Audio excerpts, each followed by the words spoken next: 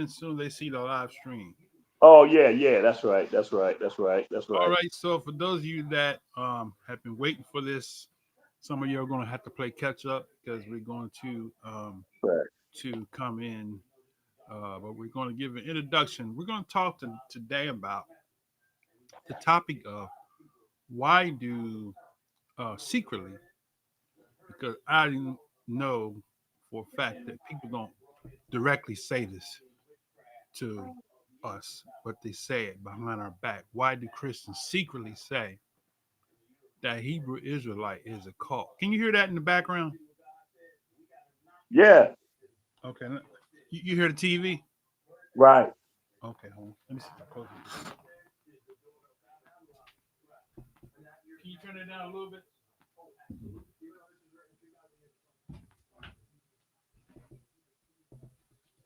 Okay, all right. So, is that better? Yep. Okay. So the discussion tonight is one amongst many. We like to try to have a discussion with Christians to find out why Christians say what they say secretly about Hebrew Israelites as a cult. Um, like I said, from my experience, I've never had anybody to tell me I was in a cult, but they do videos, and I'm going to play a video to show you um, where they say it. Okay, it's a lot different people that say it. Actually, did you see the series more? It's called Inside the Hate Group. Did you ever see that? No, I don't. I'm not sure. I'm not sure. As of now, no. Okay. So I'm gonna give you the floor right now, so you can kind of elaborate on anything you want to elaborate on the subject and some of your personal experiences as far as to have anybody ever called you a cult? No, never, never, not ever. Have you ever heard that somebody said you was in a cult? Nope, not ever. You never heard that either. Nope. Here I've had people, not to say me directly, but it's like a shot. They'll say Black Israelite is a cult. Uh huh. They say that. Well, look, let me tell you this. Let me see. Some years ago, man, woo, a lot of years ago, seemed like a whole different lifetime. I was living in Chicago then. Uh, there were these two brothers that we were friends and everything, because we kind of grew up together. We went to the same church, Right. but when I started going to the Israel of God, then let me see how that come to me. They was telling people that I was a Muslim, Hmm. Wow. and it was kind of deep that they were telling people that I was a Muslim, because all they knew was I was something different from what they were, and we went to the same church. But one day, let me see. This been after about shoot, got to be about after about 5 6 years, and I'm still up there in the shop. Matter of fact, shoot, I think I was living at my parents' house, as a matter of fact. So no, this was real. This had to been about 85, 86. Not eight. No, no, no. Let me take that back. This was about 89. Yeah, about 89. 89. So that would have made me about 24. Damn, you see how old that is? 24 years, Right. 65, That's the time. 85, 94. Well, yeah, about 30 years old. Mhm. And I had went to visit these two brothers, because we would hang out. I used to play. We used to have a little band and everything. So I went over there, and I didn't go over there. It was another brother that was part of Israel of God, happened to live on their block, Yeah. about three houses down from them. So I went to see him, and then I said, "Yeah," I said, "My boy and them, they live like right now, right few houses from you." And I say, "Come on, let's go over there, and I'm going to introduce you to him or whatever." And so them the same two. that was telling everybody that I was a Muslim. So we went over there and we went down in the basement and we started talking. I was telling him, yeah, this brother Job, he's part of our group too and everything. And then we just started talking. And then because I had bought somebody over there with me, Yeah. they would it really made them think they started taking it a little bit serious. And to make a long story short, they end up joining the Israel of God because of that meeting. So I thought that was really deep. I would have never got them to come there on my own, but this brother that lived down the street from them that I bought to their house, he was able because I guess that's how I go, but he was able to get them to come, and Mm. they became Israelite aware from that meeting. But that was only thing that I can recall of anybody calling me anything outside of an Israelite. Yeah. Hmm. Well, I mean, that's a good word you said, aware, because remember, one of the brothers, I ain't gonna mention his name. You know, I'm talking about in Chicago. You say conscious. I never did like that terminology, conscious, Okay, okay. but I mean, aware is big. Light to the Gentiles is his. Oh, Um, hey, Baruch Shabbat, light. hey man, light. That was a good video you did. The one that you recently did, pointing out the book of Jasher. He was pointing out in the book of Jasher about how that there was a war between the sons of Japheth and the sons of Cush, and how did the sons of Cush in the book of Jasher, how did the sons of Cush overran the sons of Japheth, and they were under their control. But Hmm. the point he was making was because you know how to use Jasher 90, where they say Esau, the sons of Chittim and Esau became one people. Right. Uh-huh. So he made that comparison, saying, well, if that's the case, then the Japhites became one people with the Cushites. Right. So that's excellent video he did. Check it out. Yeah. Little quick little 9-10 minute video. But Okay. that's all it takes, That's how I built my original channel, doing short videos. Yeah, well, we had to do short videos. They only gave us 15 minutes. Right. Yeah, YouTube changed a lot because Right. before it was YouTube, it was Pal Talk. Remember? And Pal Talk was just we didn't have video, it was just audio. Right. In fact, cause you the one that introduced me to Pal Talk. Yeah, I introduced a lot of people to Pal Talk. Yeah. Man. But Uh you know what? I remember my last 15-minute video until they allowed me to get that, extended time from 15 minutes.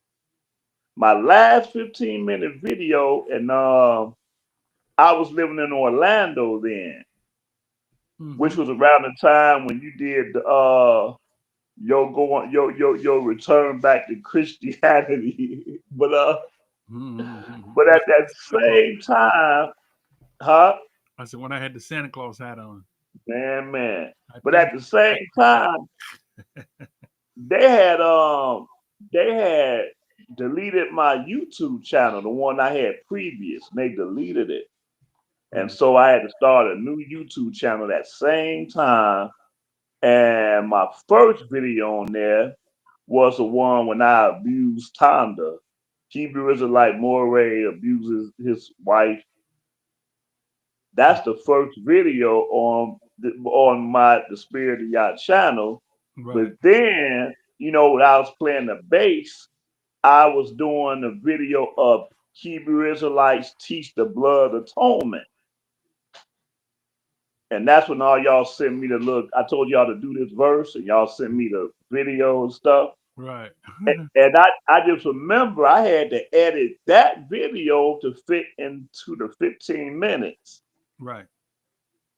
And I remember working hard trying to fit that into the 15 minutes, but that was the last video I did when I was under that 15-minute guideline.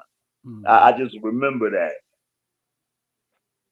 Well, like if you got anybody that want to come in, this is an interactive live stream. So we're not on here to teach a lesson. We just want to have a dialogue with people. So we want to know why.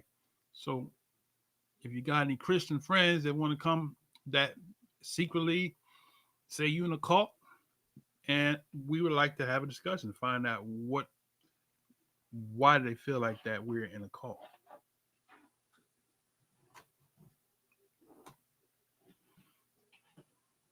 So while we wait for some people to come, I'm gonna play this video called you didn't see it. I'm not gonna play the whole thing. I'm just gonna play. It's called Inside a Hate Group. So let's see if I can do this here. Let's slide this over here. And How old is this video? good question. 10 months ago. Oh, just 10 months ago. Yeah. So I'm gonna play the beginning part so you can see. It's an interesting video to watch. Okay, let's see if I can share my screen. Share screen. This one here and share. Okay. We want no cowards in our camp, Only man prepared to die.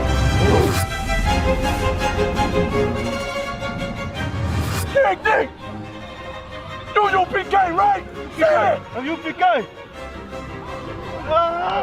This world thinks that we're a cult and that we're crazy and that we're criminals simply because we teach what Jesus Christ taught 2,000 years ago. In 2024, with access to the internet, if you hate another group because of the color of their skin, you're a fool. Let's go! Let's go! Let's go! I want 100, let's go! Above your head! I Majid Shabbat! I Majid! This brother has a shirt, this is IFCPK, and that's called Real Nigga University. How come we're missing out on the push-ups? Don't you want to get drafted? Yeah, get down and get some push-ups. Yeah. See, I just told a white man what to do. Whoa. Down.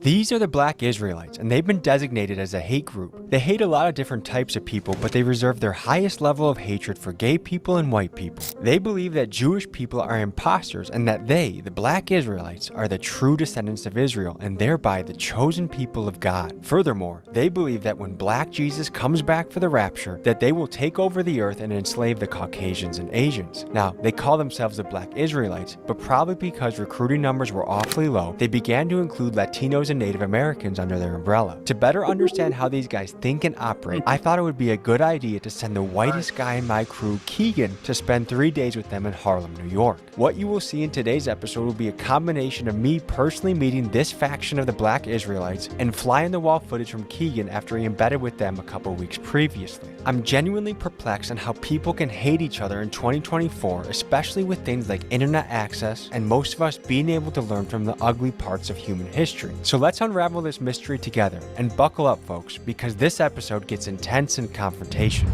The white man has gotten so good at just saying stuff and people believe it that he just says shit like, and everybody The so-called white man decides to be rich.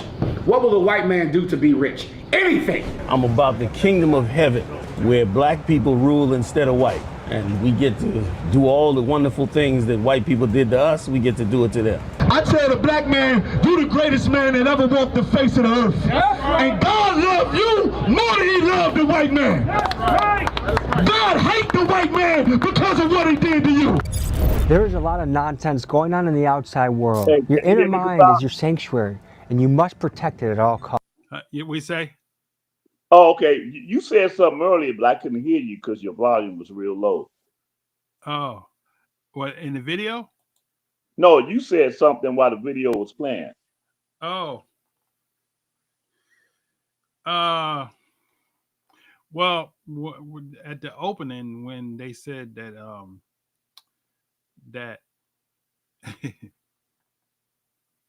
he said that they say we are caught because he said Jesus Christ. You know, we don't use the name Jesus Christ, but they do. And uh, but the thing is that the word that they use, they real nigga university. Right, right. I thought that was kind of funny. Yeah. But so that's the video called inside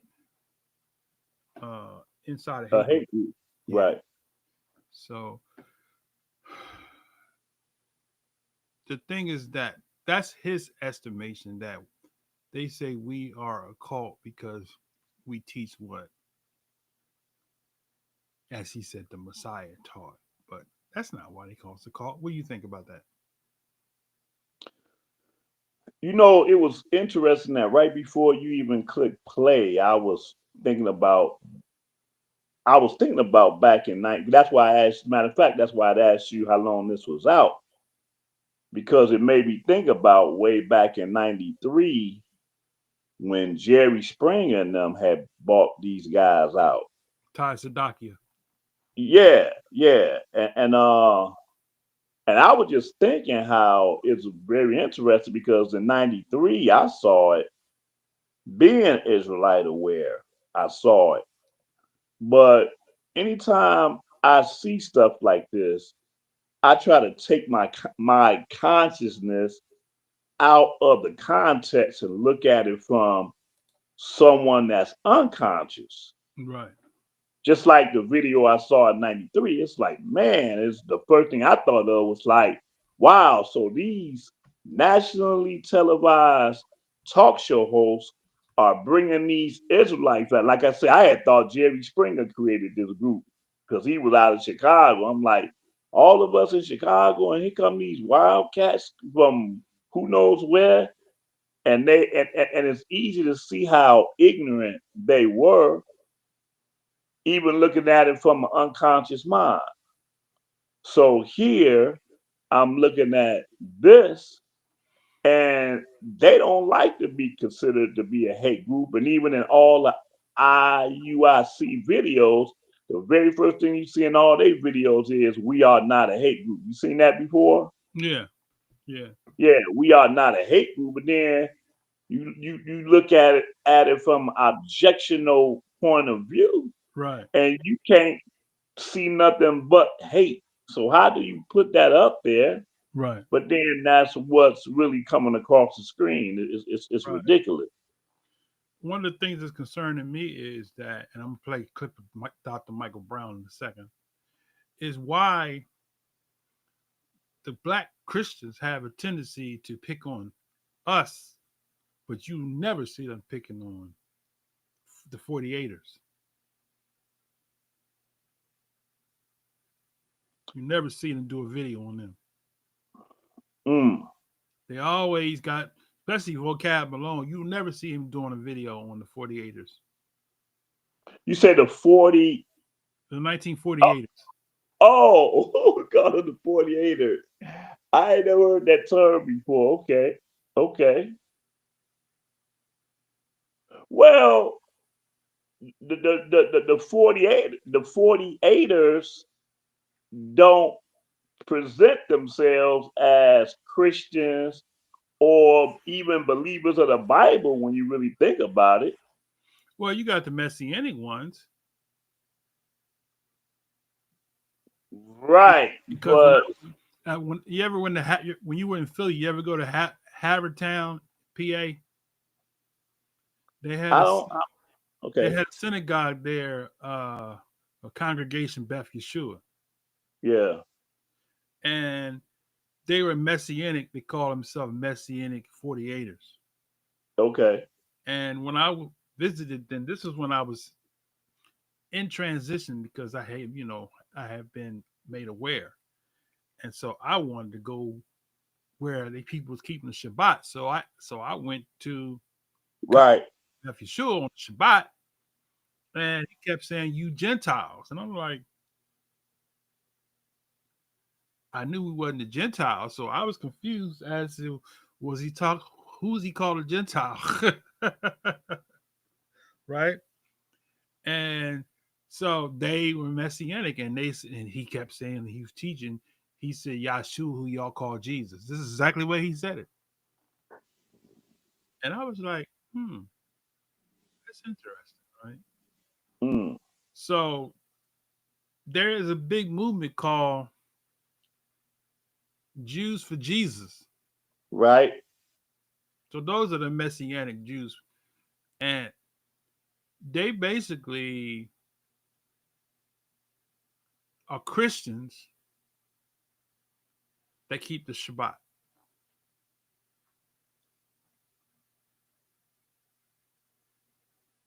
Mm. So let me play this clip of Dr. Michael Brown. But yeah, before you play that though, Christians ain't got no issues. Okay, you know what? Here's the reason why. Here's the reason why. Because all these groups you're talking about, 48ers and Jews with Jesus and all of them, they're not as vocal in speaking out against Christianity as we are. Right, And I think that's what that's about when right. you think about it. Uh-huh. In the Talmud, they do. In the Talmud, they speak about. Matter of fact, they teach. I think it's one passage, one of the um, where they say that they believe that Christians are going to be destroyed. Mm. Yeah, Yeah, but them and themselves are not known for being vocal against Christians, though. right. For the most part, right. Yeah, Right. right. But I guess because they don't believe that Christians are required to keep the law. And there you go. I watched this rabbi. I think his name was Rabbi Snyder. He said that.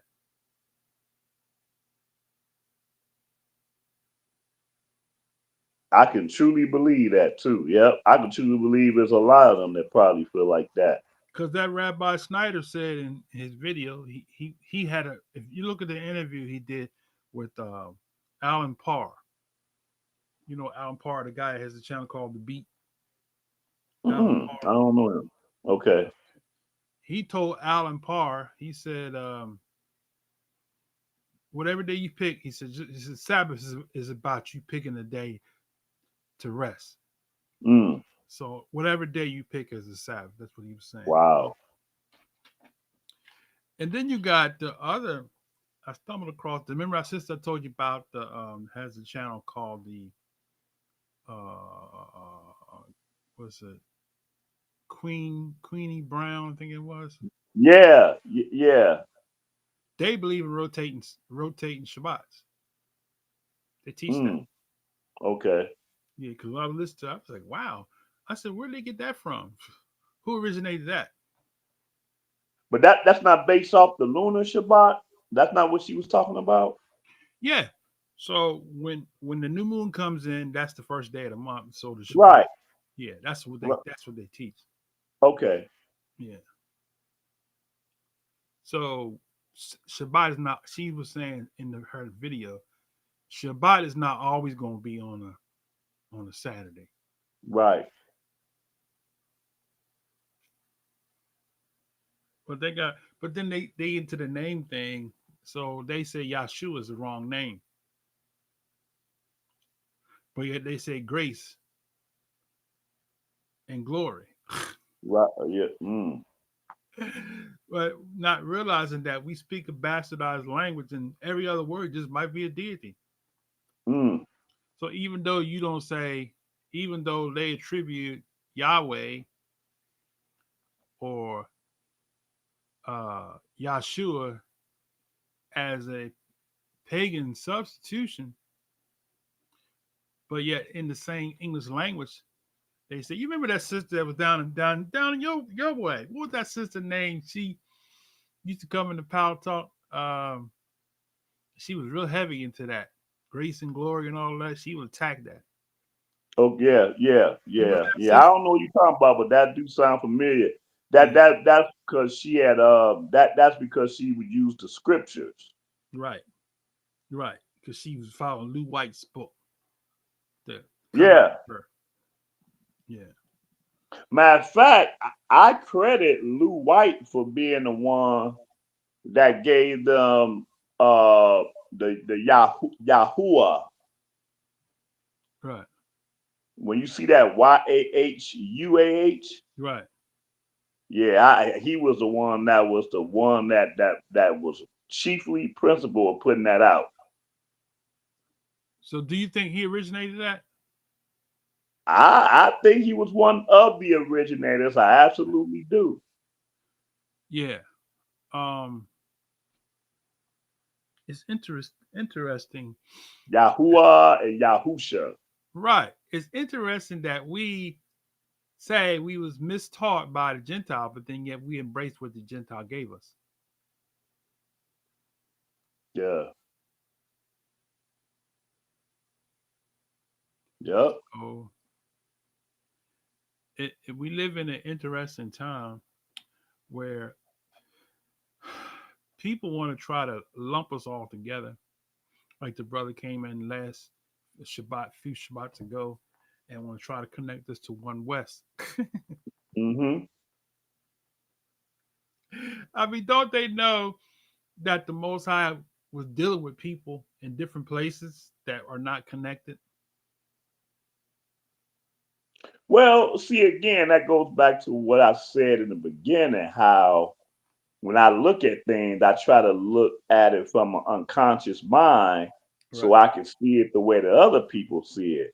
Yeah. And so, because of what you're about to show there and the whole popularity of One West, I mean, you have literally Israelites, bro, that all they know as far as Israel is One West, much less Christians. Yeah. So I get why they say that, you know, just like he said, and I'm not even sure about this, but I guess they do. Some of them do use that term, Black Israelites, which is ridiculous. Yeah. And because they use it, then they call all of us Black Israelites, Black Hebrew Israelites, or whatever. Well, their whole thing is that we started it. When you say we, who you talking about?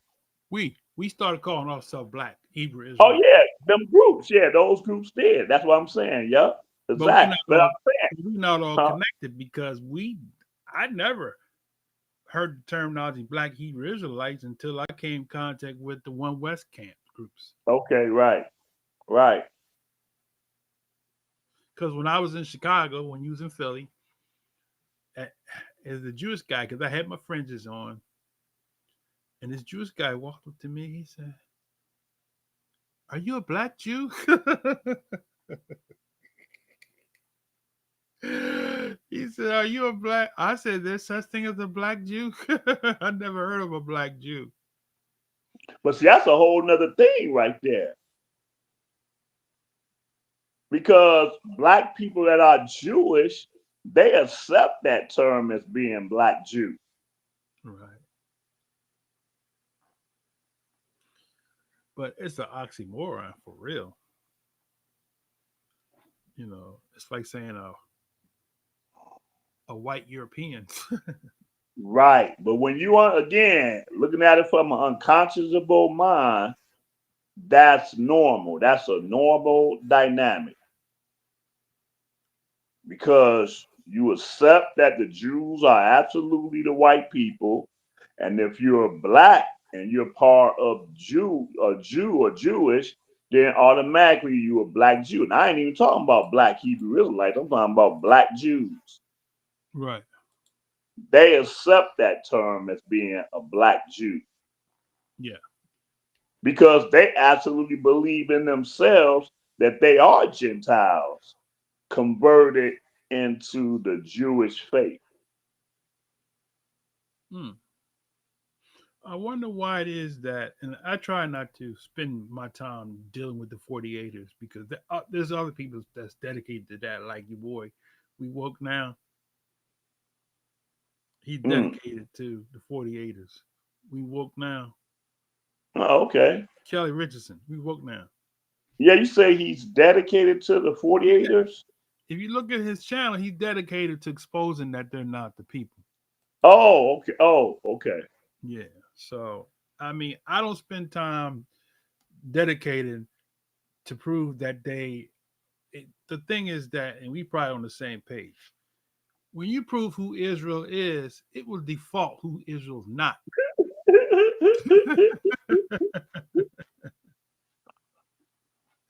I don't have to tell you you're not an Israelite. All I gotta do is go to the book and one of the things that you said, these signs shall be upon thy seed for a wonder.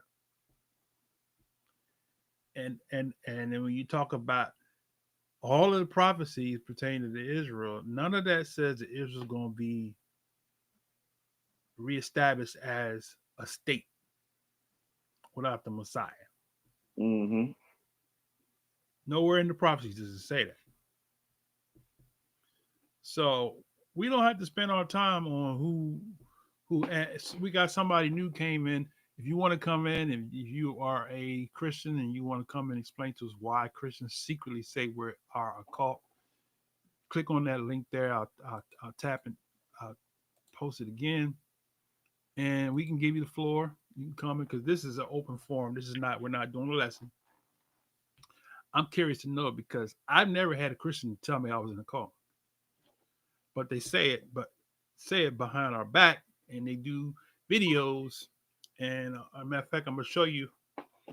Let me pull up my girl here, sister. What's her name? Titus. She come right out and say, uh,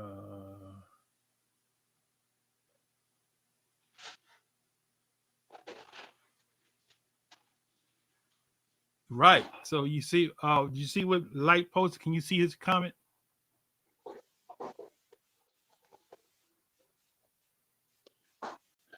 Man, next time I'm getting on my laptop, man, because I can't read any text at Oh, all. you can't see it. Well, I'll translate it for you. Light says, he says, if I remember correctly, the scripture says when Israel gets their land back, the land will be at peace. Right. But since the 48ers came, nothing but war. Yep. It's been an escalation of war. Oh, Nations didn't have nothing to fight about until they came on the scene. check this one out. Check this Why out. Jesus said, go to all nations. Right. Hey, I got a question for you, sis. I got a question, sis. I got a question, sis. I got a question, sis. Look, they on indoctrinated y'all. Right, hey, sis, hey, I got a question. What does Matthew 20:19 mean? There you go. Now, if you've been following me on TikTok or watching some of my YouTube videos, I already know I've got some critique for some of the things I've heard from Philip Mitchell and some of the things that I've seen from his followers that concern me. None of it like an essential like Christian doctrine. So like I would not categorize that church or him as heretical. But I do find it a little concerning like how people are responding to 28:19. Like some of it is kind of personality cultish, but that's another whole conversation. For all of the things that I could criticize Pastor Philip Anthony Mitchell for, I do think he's making a lot of positive impact in the city of Atlanta. But I mean, watching those Hebrew Israelites just verbally attack and insult these people coming out of church, especially like women and young children, it's pretty hard to watch. But that's also very on brand for Hebrew Israelites. I think it would be a good idea for him to really teach his church what the beliefs of the Hebrew Israelites are and compare and contrast it to Orthodox Christian biblical teachings so that people can, be confident. All right, so that was Miss Titus Jones. So I'm sitting there, I'm looking for clips for this 2819 thing. I'm like, well, why don't I just pick her? She's coming. So I want to hear from you now. Oh, it's so cringe listening to your own voice. Of course. Like, I know everybody's like, oh man, I hate watching footage of myself, even though I put a lot of footage out there. But yeah, I was not. It was so petty for y'all to use that against me. Like, I should have saw that one coming. But I said what I said, and I meant what I said, and I would say it again. And I guess I'm saying it again here. I think that some of the Hebrew Israelites actually took that clip also. Oh, really? I didn't listen to their commentary, but some people let me go sent find it to that me. real quick. Hold on yeah, you let me know what they said, because I didn't listen to any of it. But yeah, Hebrew Israelites, they've just been a problem for a while. That's part of the reason why I even got into YouTube, is because a close friend from church became a Hebrew Israelite. Mm-hmm. And that's how I realized, like, I really don't know my Bible like I thought I knew it. Mm-hmm. So I was getting, like, this Hebrew Israelite was beating me up with my own Bible a lot of times. Mm-hmm.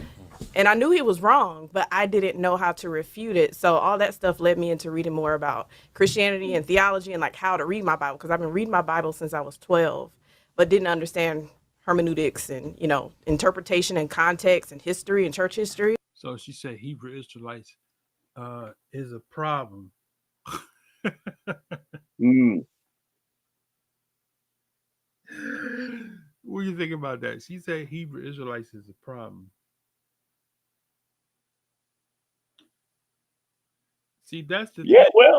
Well. I think that some people can argue that the whole Hebrew Israelite movement is absolutely probably the fastest growing movement among our people, and that in itself makes it defines it as a problem to our people. Yeah.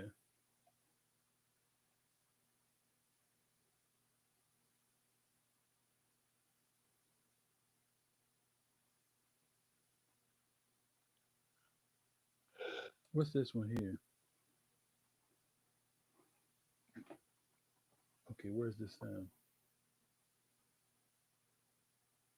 Really aren't just problematic. Some of them are straight up heresy, because ultimately what I found out about his church is that it teaches Gnosticism. So definitely check out this video to get the full breakdown. But I had a lot. That's not the one. Who is she talking about?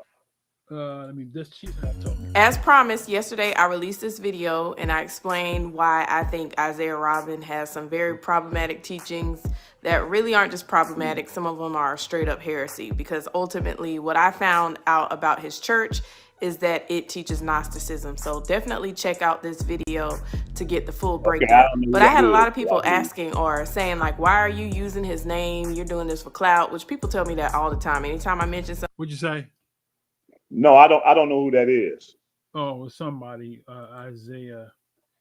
Robin. Yeah, he attacked the Hebrew Israelites too, but he kind of embraces some of what he likes, enough to kind of win the Hebrew audience, because that's what a lot of people do now. They speak enough stuff that is attractive to Hebrews to attract some of the audience, and then they'll kind of put their little Christian spin on it. He says, what do you think of people who teach you can have two wives? That's what, like the Gentiles asking that question. What do you think of people who can have two wives? I'm going to put that in your hands. You want to put that in my hands? Yeah. He said, now that's a funny question. He said, what do you think of people? My answer is I don't. Okay. I don't think of people who teach you can have two wives. Those people have a right to their opinion.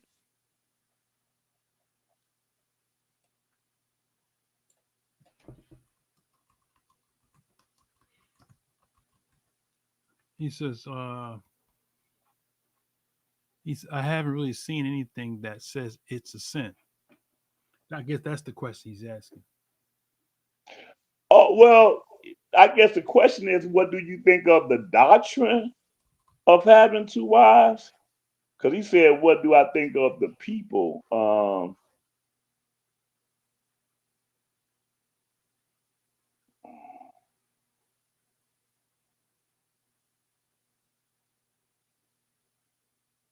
See, he says some Israelites say it, wondering if says it. Oh, some Israelites say it, wondering if you think it's biblical. Um, well, let me see. How do I put it? If I had to determine if having more than one wife was biblical, or being forced or being limited to only have one wife being biblical, then I think that would be a easy, how do I put it, a easy answer. If you was to look at both topics. Oh, he said like Pastor Dow.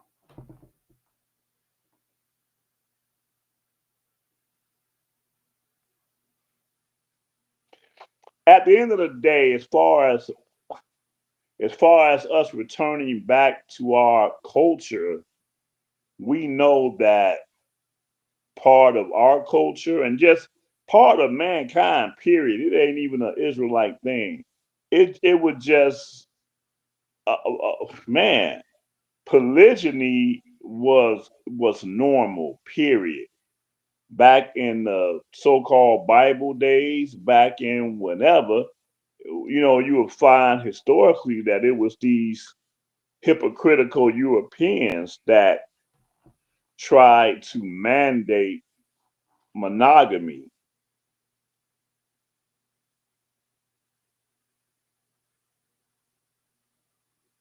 There you go. Okay, well, let's look at that. You can't. Oh, well, here's the thing. You can find Hebrew in the Bible. You can find Israelites in the Bible. You know that all Hebrews are not Israelites, but all Israelites are absolutely Hebrews. So the term Hebrew Israelites is just a term that came as a response to what we were previously known by as African Americans. So Hebrew Israelites was kind of like an answer to the term African Americans. But I don't think uh see, that's funny. That's funny. That's a very good response.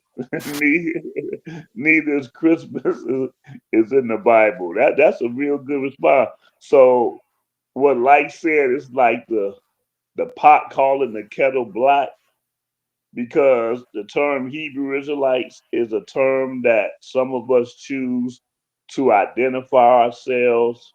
And when you think about it, the term Hebrew Israelites it's only clarifying a term to clarify who we are as a people.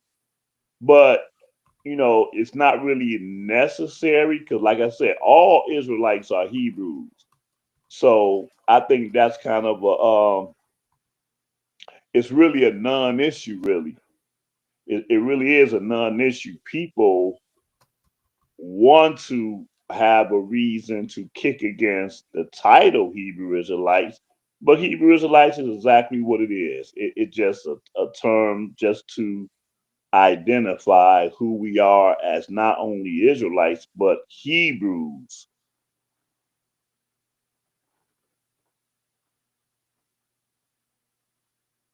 Man, them some very good points right there. See, yeah, see, if we want to kick against the term Hebrew Israelites, let's turn it right back. I like how you did that. Absolutely. Search the Bible and see where the term Christmas is. Matter of fact, and after you can't find Christmas, search the Bible again to find out what you could read about the observance of Christmas. And you will find a little bit of that in the Bible, but it ain't gonna be for your benefit. Same thing with Christians and Moray Kazak. I like how you break that down, man. You the one that got deep in terms of that word Christians. Well, yeah, it was a mockery term, Topsy. The Israelites never called themselves Christians. The people called them that. So basically, they would make a mockery. The word Christian was a word that's connected to Cretan, which meant somebody who was an idiot, somebody who was foolish. And so that's when they started calling them Cretans or Christians. So Christian, even though we embraced that as a term of endearment, it was not a term of endearment. As a matter of fact, none of them ever called themselves them own selves that, right? And we showed that in the lesson. They called themselves believers, followers of the way, and or sect of the Nazarenes, Right. but they never called themselves Christians. The Hmm. outsiders, them Christians over there. Right. it was it Well, wasn't first of all, and like you say, now because you went back to Cretans, but even if you isolate Christians in itself, what no Hebrews calling themselves Christians because the term was not even part of our vernacular. I mean, Christian, like you say, it has its own identity within the context of what of the language that Christian come out of. So it would have been impossible for the apostles and the early disciples to even had used that term. right, The closest thing that would have matched that would have been messianics, right, because that's going back to what they would have said if, as opposed to the term Christians, that wouldn't have never even came out of their mouths, as a matter of fact. right. That's right. Let me see. Hold on a second. I'm trying to get this thing. Okay, there we go. Let's leave it like that. So let me see. We got some more comments here. Brother Dre Deaky says, let me just put it on the screen. He just says facts. Okay. Um, brother, let's see. Topsy, if you want to come on, click the link here and we'll let you come and speak your piece. This is open forum, so this is not we're not here doing a lesson. So if you want to add input, we'll give you the floor. Click on that link and we'll bring you in.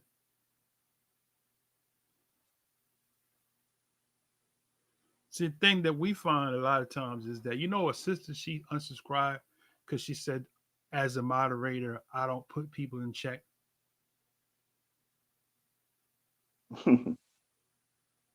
But we on the Shabbat, we doing a live stream. You don't have time to go at every comment. I mean, I do a little more because I'm not in a forum like you are in. You're right in the congregation, so you can't just interrupt the congregation and start entertaining people's.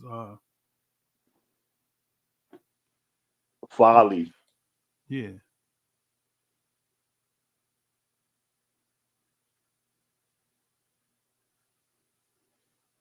Go ahead. You want to look at he say here.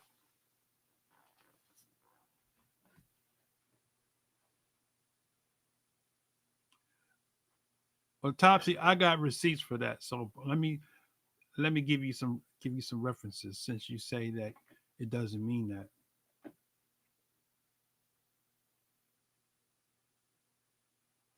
And while you are about to give him these receipts, I want to know if he understood the previous point that I made, how it would have been impossible for the disciples and for the apostles to had even used that term Christians because it was not even part of their vernacular.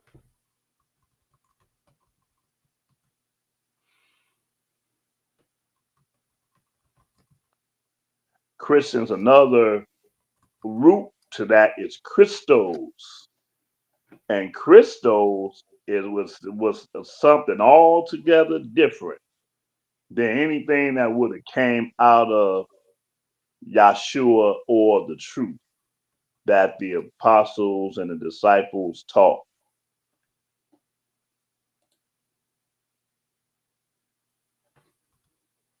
Right.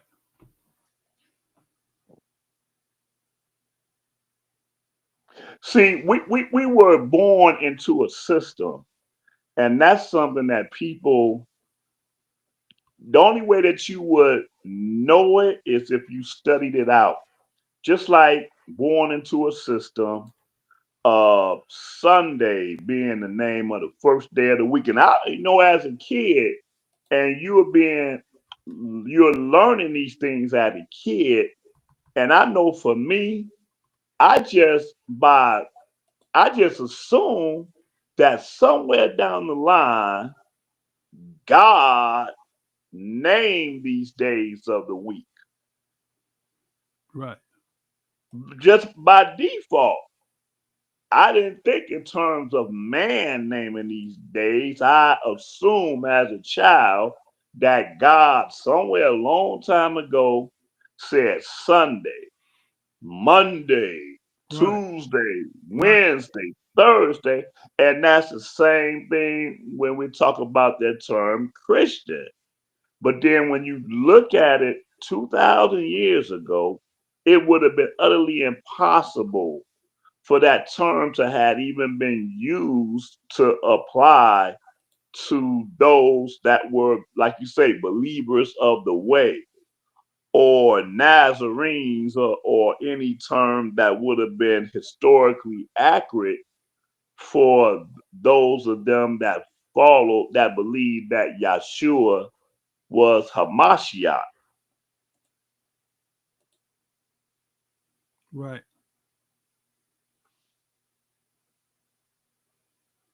I'm trying to pull this link up. It's coming slow. it's it's a Mhm. it's a link to the American Heritage Dictionary of the English Language, third edition. Yeah.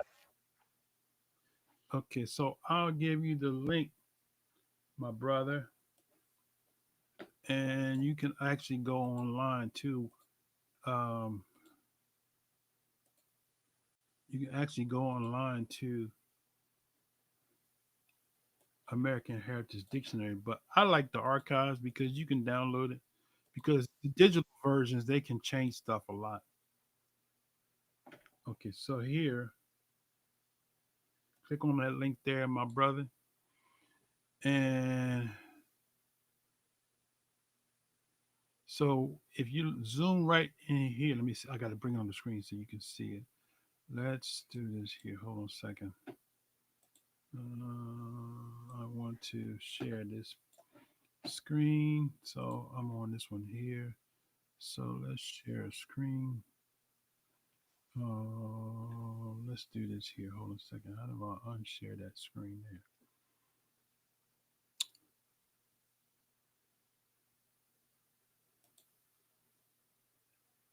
Okay, replace.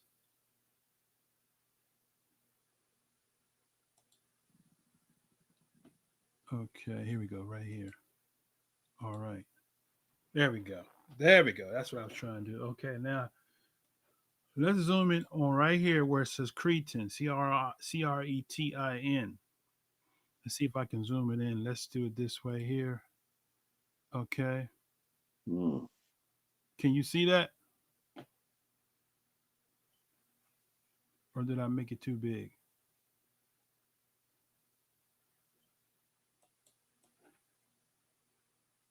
Okay, let's see if I can make this smaller. I think I got it too big. Okay, there we go. All right, so you can see that right there. Cretin, right? Cretin, Cretin, a person afflicted with cretinism, an offensive slang, an idiot. French cretin from French dialectal, deformed and mentally retarded person from vulgar Latin. So see, the root is Christianos. Okay, Christian, human being, poor fellow from Latin Christianos. Then it says see Christian, right? So Cretan is a person that has Cretanism, right? So under that it says Cretanism, a congenital condition caused by a deficiency of thyroid hormone during prenatal development and characterized in childhood by dwarfed stature, mental retardation, dystrophy of the bones, and a low basal metabolism, also called congenital my myxedema. So Cretan is from the base word Christianos, which is where you get your English word Christian from.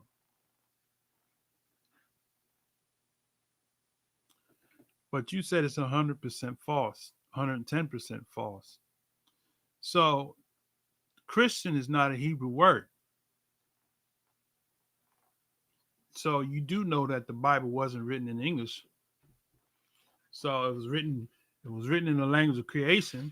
So when the Messiah walked the face of the earth 2,000 years ago, nobody was calling him the Christ. Am I right, Jorge Josiah? Oh, absolutely. And reading his comment, I want to have an understanding of what he means when he says, "Your former white pastors ain't never taught you that." I don't know what that means. What was the point of that statement? That's kind of confusing. But if it's white, is right, is what it seems like he's saying. That's how I took it to mean. Now, Mm, if he means something else, because if he's saying your former white pastor never taught you that, so if the white pastor didn't teach us that, then it's not correct. uh-huh. But what he should have just discovered is that that former white pastor was a Cretan. Duh. Which all connects to Zeus, Mm, because the Cretans came from Crete, right. That's right. and Cretans worship the sun. That's right. And where the Cretans got it from. They got it from the Egyptians. When they went into Egypt, they saw that the Amun Ra was the sun deity. Mm, And they just Hellenized all of the sun worship of Egypt, of the African nation of mm-hmm. Kemet, right? Right. Mizraim. They whitewashed it, Hellenized it, and made a Eurocentric version of sun worship. Right. But the Egyptians really, they like you say, they learned from the Egyptians because the Egyptians taught them, but they changed it to fit their language and their culture and their heritage. Right. Right. Exactly. Right. So they gave the Hebrew Messiah the name after their deity, Yep. Jesus. Mm-hmm. Jesus Christos. Jesus Christos, the Christ. Right.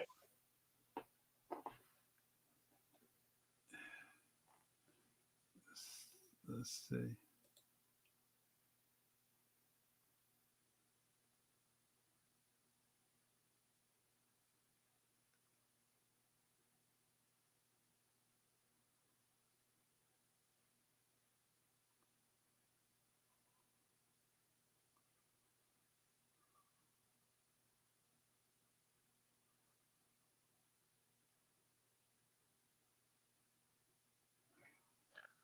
Okay.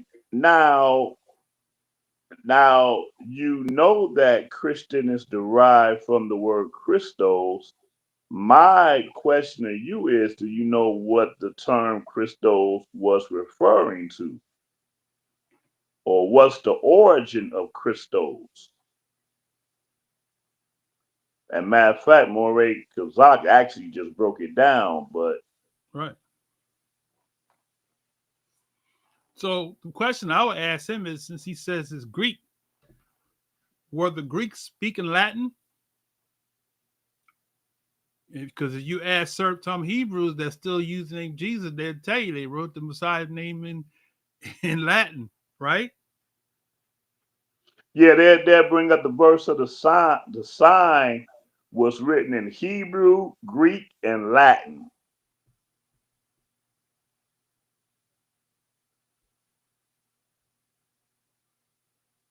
So Christian is not a Greek. Christian is not a Greek word, right?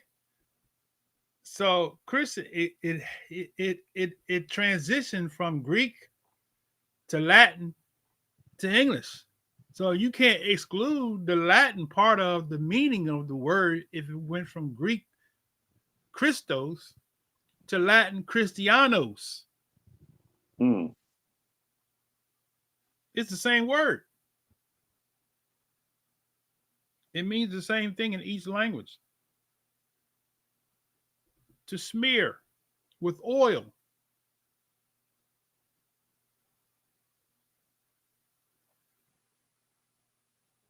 Where did the practice of smearing with oil come from? Literal smear with oil.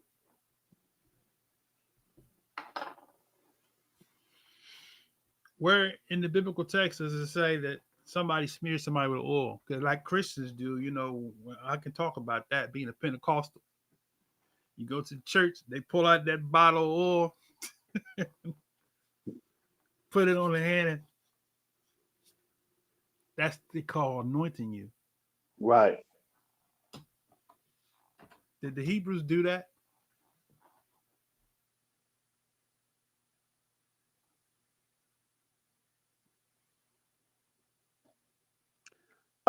I think that there are instances of priests that did that. Actually, Okay. So you got a reference to that? let me see. Let me look. I think I want to hold on. Let me look at this to make sure. And Samuel,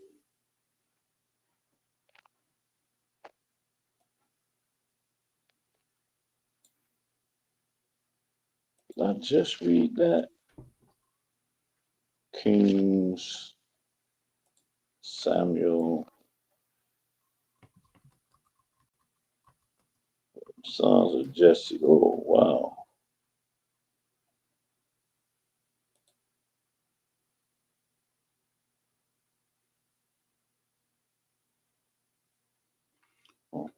Oh, yeah. Yeah. Yeah. Well, here's a reference. It's in First Samuel, the 16th chapter. Okay. And Hold on. Let me get there. And then brother asked the question. We're gonna address that question he asked. huh. The next question he asked was, I'll put it on the screen while we're reading this. Um,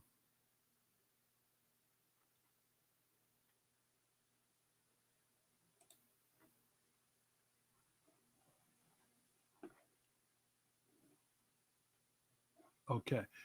So you said Samuel, Yeah, First Samuel 16 and verse First 13. Samuel 16, and what? 13. Okay. Now hold on for a second. Let me switch up the.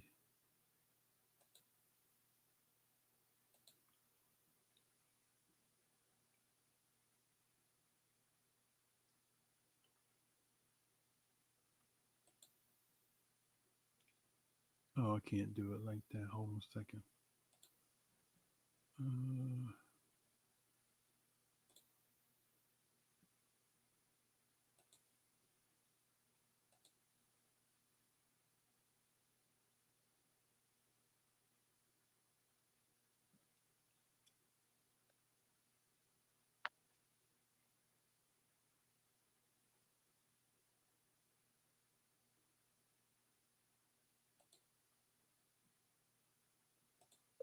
oh, here we go. Okay, I got it. I figured it out now. Okay, I'm still learning this. Still learning this.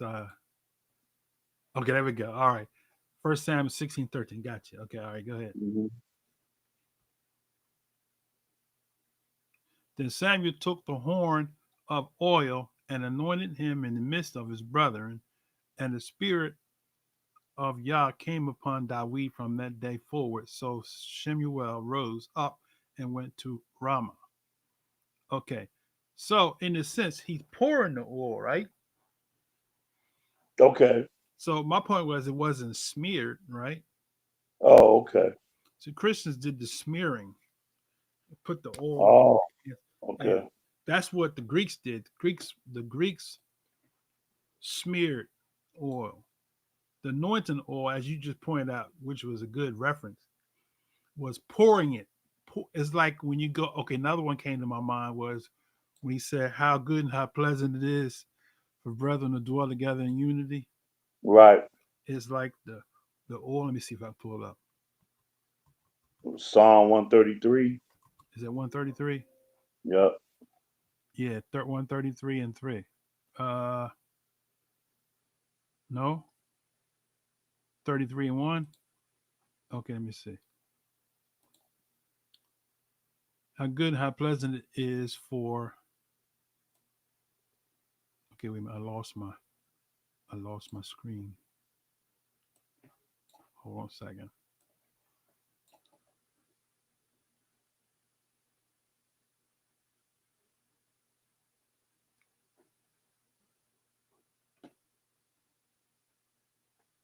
Uh,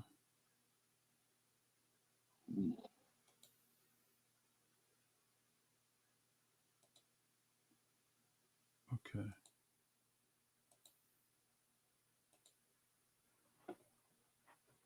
Oh, you know what happened? Did I move it? Okay, what's going on here? What did I do? It's gone. Hold on a second.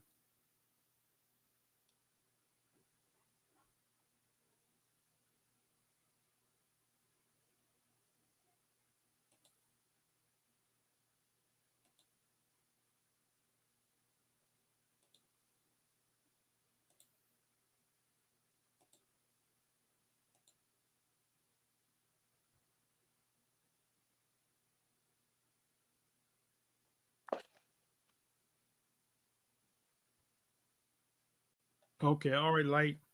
We'll see you, my brother. Okay. All right. So yeah, there it is. It how good and how pleasant it is for brethren to dwell together in unity.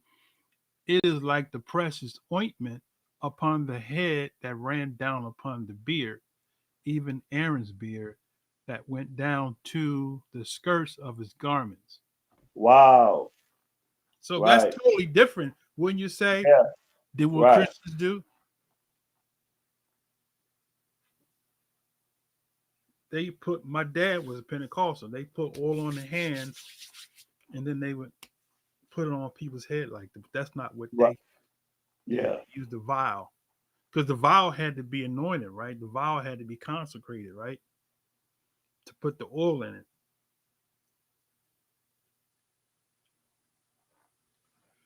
Okay, now let's go back to brother Tipsy's comment. He says, "Are Greek and Latin from the same language?" So let's pull this up here right quick. Let's switch this, and I'm gonna go to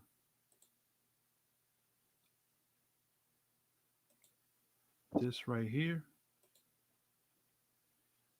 So let's see if I can.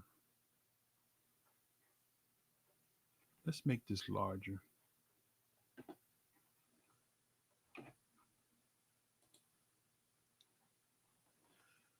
So to your question, the question was, are Greek and Latin the same language? So the AI says no. Greek is not derived from Latin, but both. Listen to this here. Here's the kicker. Both languages evolved from a common ancestor,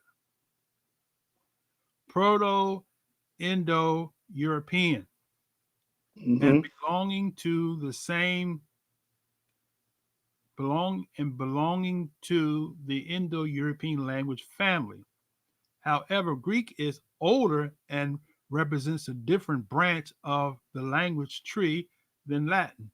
While there is significant cultural exchange with Latin borrowing many words from Greek, this does not mean one language is derived from the other. Okay. So the answer is they are derived from the same family. So they are derived from the same family like Hebrew and Aramaic, right? Right. And then, yeah, you said that. So then, as another point of reference, Genesis, the 10th chapter, and going right to the point, it says, verse 4, and the sons of Javan. And we know that Javan is the father of the Greeks. Matter of fact, the sons of Javan, it said Elisha and Tarshish.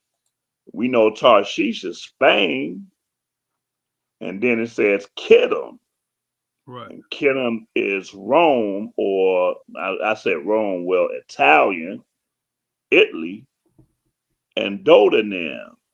Right. So that gives you a more of a biblical reference. And it said, by these were the out of the Gentiles divided in their lands, everyone after his tongue, after their families and their nation. So the tongue is that identifying mark, which again, going back to that whole Edom thing, it's like you got all these white people speaking European tongues, and yet Edom was Hebrew, which is crazy. But that's another lesson.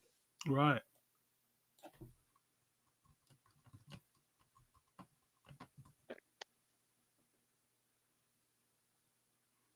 So, but he's trying to separate Christian from the Latin word Christianos. hmm And Which the point, from Cretans, right? right? We're making the connection. It's just from the same mother language. hmm They just chose to use a different way to enunciate, Uh-huh. right? So Christ is And an all of those languages were foreign to the apostles and to the disciples. right, exactly. So it was no apostle or prophets using the terminology Christian or Christ. Right. Impossible. As a matter of fact, it was the children of the disciples, what they call the apostolic fathers or the ante-Nicene fathers, was the ones that embraced those terminologies Mm. because it started in Antioch, right? They were first called Christians in Antioch. I don't think that was a term used. I think that was a term based off of translation. No Okay. trans. Right. Right. Exactly. Because at that time, what would have been the word that they would have used then? Well, that's how come I use the term messianics. Messiah. They would probably use Messiah, right? Wouldn't it? Right. Or like I say, messianic. Right. Right. But they wouldn't have said Christ. Right.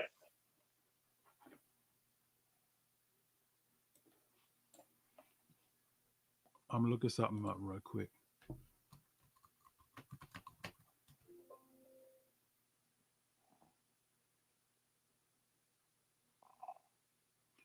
So if that's Acts 11:26, right?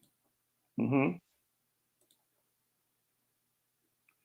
Where it says, and when he found him, he brought him to Antioch, right? And it came to pass that the whole year they assembled themselves with the ecclesia. That's the word they use in Greek, ecclesia, which proves that that word church wasn't used even then, hmm because See. church goes back to Greek, Circe. Right. But they use Greek word they use with ecclesia, called out, which is equivalent to the Hebrew mikra. the church, and they taught much people, and the disciples were called, right, Hmm. Christians, or it says here Christianos. That's Latin. It says from uh the Greek word 5547, which is Christos, and then it says from 5548, which is the Messiah. Now check this out. So if you go and look, I need to show you this on the screen. Okay, let me see. Let me see if I can bring this back up on the screen.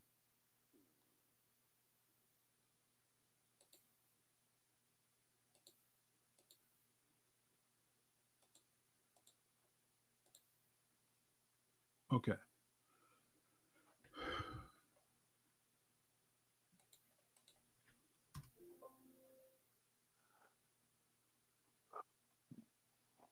So in the Hebrew, the word Messiah was Mashiach, as we know, right? Mashiach. Right. And this is what a lot of Hebrews don't get. Mashiach means the anointed brother. Mhm. That's how it's spelled. Mashiach, the anointed brother. So when they translated the scriptures, and watch this now, I'm gonna show you something real quick. If you go down here and you type in Messiah, we'll see if we can get a Greek equivalent for Messiah.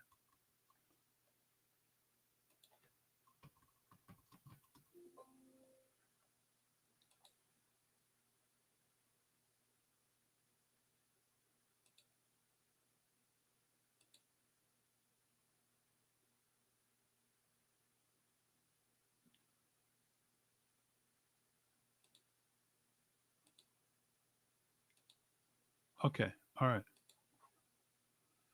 So they lost the word Messiah. So it's kind of like translating the Messiah's name to Jesus versus Joshua. Mm. They used a whole total different word. It wasn't a transliteration, which makes you scratch your head and say, well, why did they use a whole new word versus transliterating? Right. Because that was a title. Wasn't Messiah a title? Right. Right. So if you're going to use the same equivalent in another language, you can't replace it. It's a substitution. Right. So Christos is a substitution, which you got to ask yourself the question, my brother Topsy, where did Christo come from? Hmm. Is there such a thing as Crisco oil? Right? That's so Christos, that anointing oil. Right. Exactly. Let's see. Wow. Okay, he got another comment here. He said, I'm sure that if you wanted to learn Greek and Latin, you are going to two different classes. Well,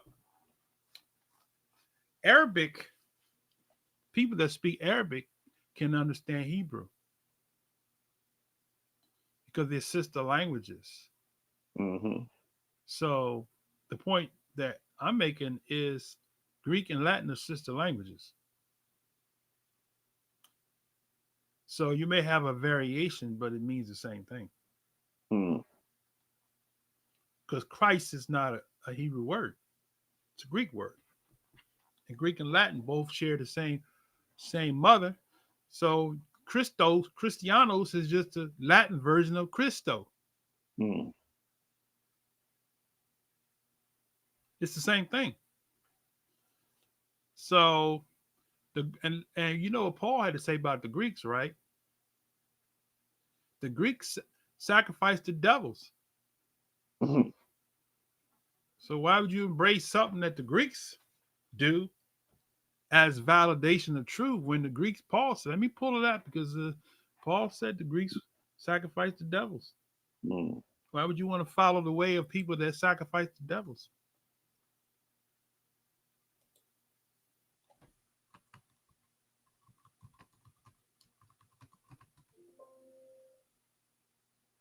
That's not the 1 Corinthians 10, is it? I think so.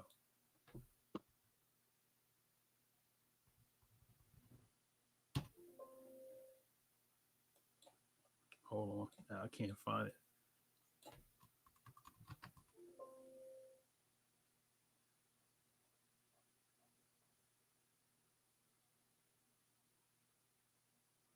First Corinthians 10:20. That's right. That's right. There it is.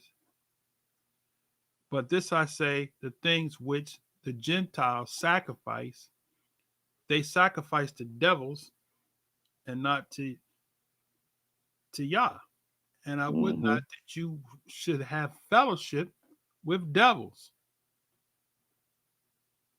So if the Gentiles, who are the Gentiles? Maury Josiah just broke that down, who the Gentiles are.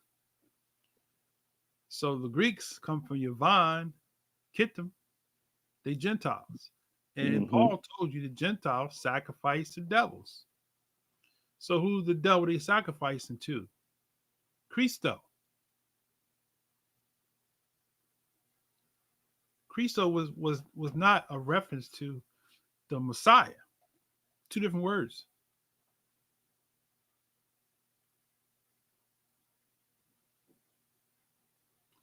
Just like God is not the same as Elohim. Mm-hmm. It's a whole different word. Right. But in the language, they say, well, God is equivalent to Elohim, but it's not. Right.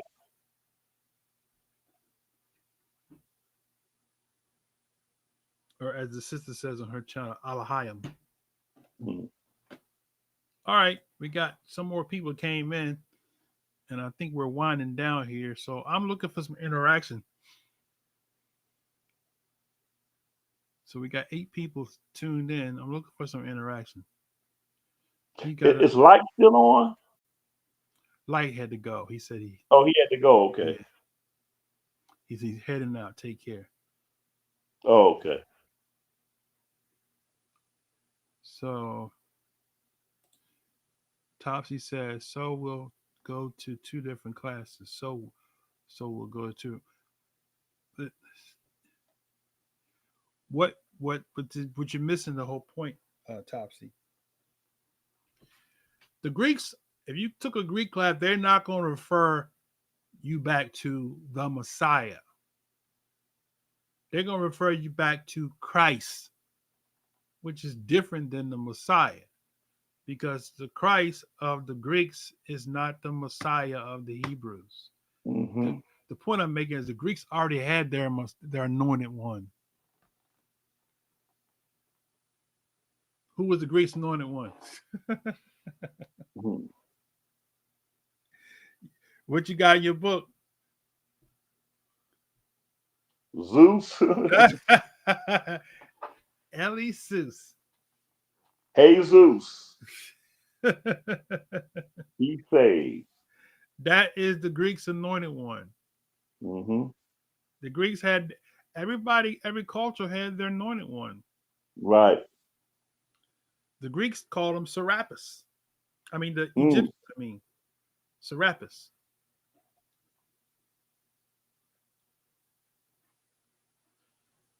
The Hindus call him what? Krishna, Mm. right? Right. And the Buddhists call him what? Buddha. Mm. That was their anointed one. So Mm-hmm. they're not the same people.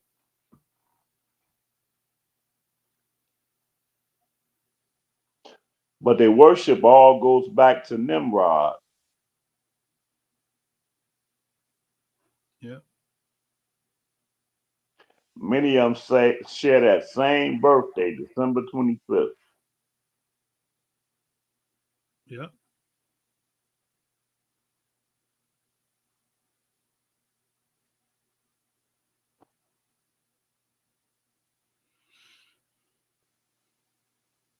Must be cool down there. You don't have that fan running.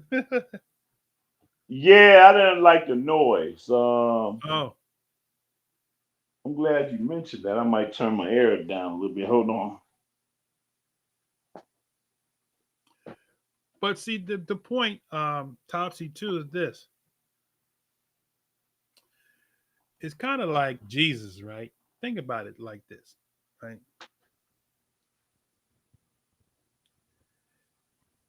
Yahshua was a Hebrew, right?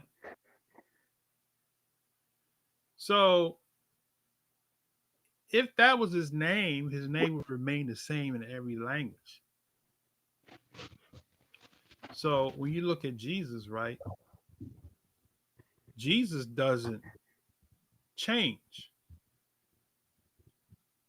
Everybody knows him as Jesus,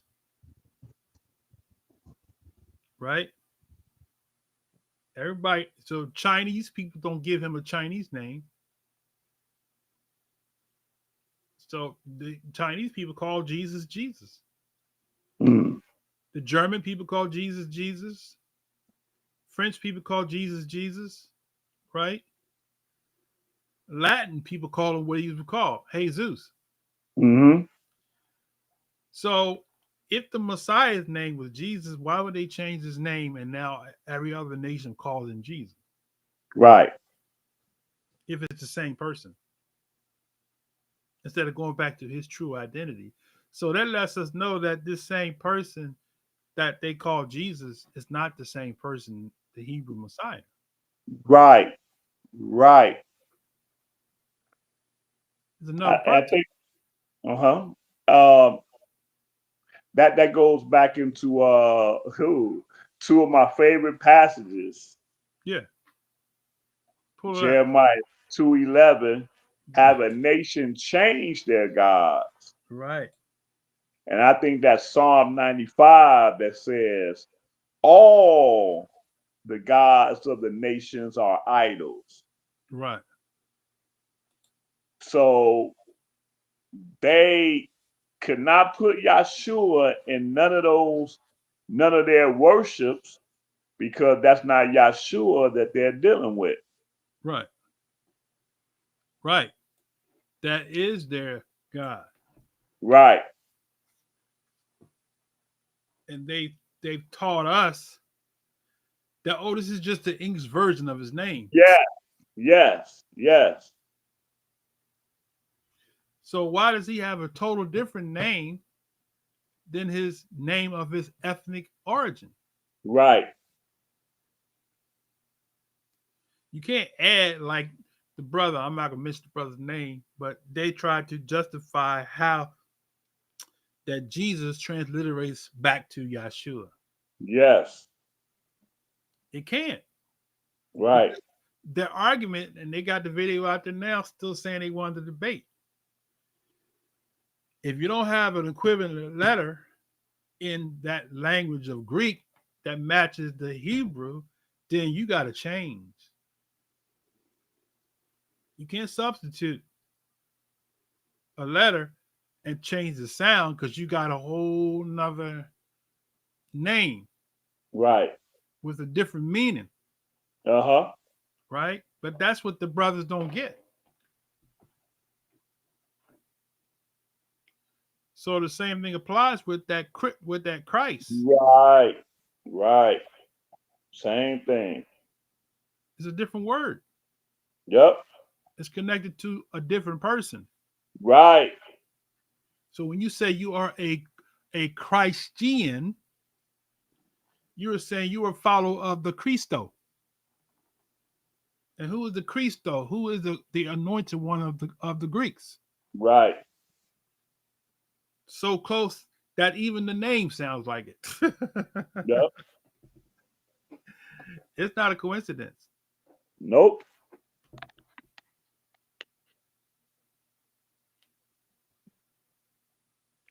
I mean, it's a You painful warm, thing. huh?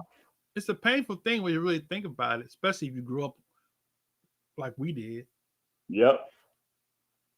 When I realized that Jesus wasn't his name and all them other additives, I cried like a baby.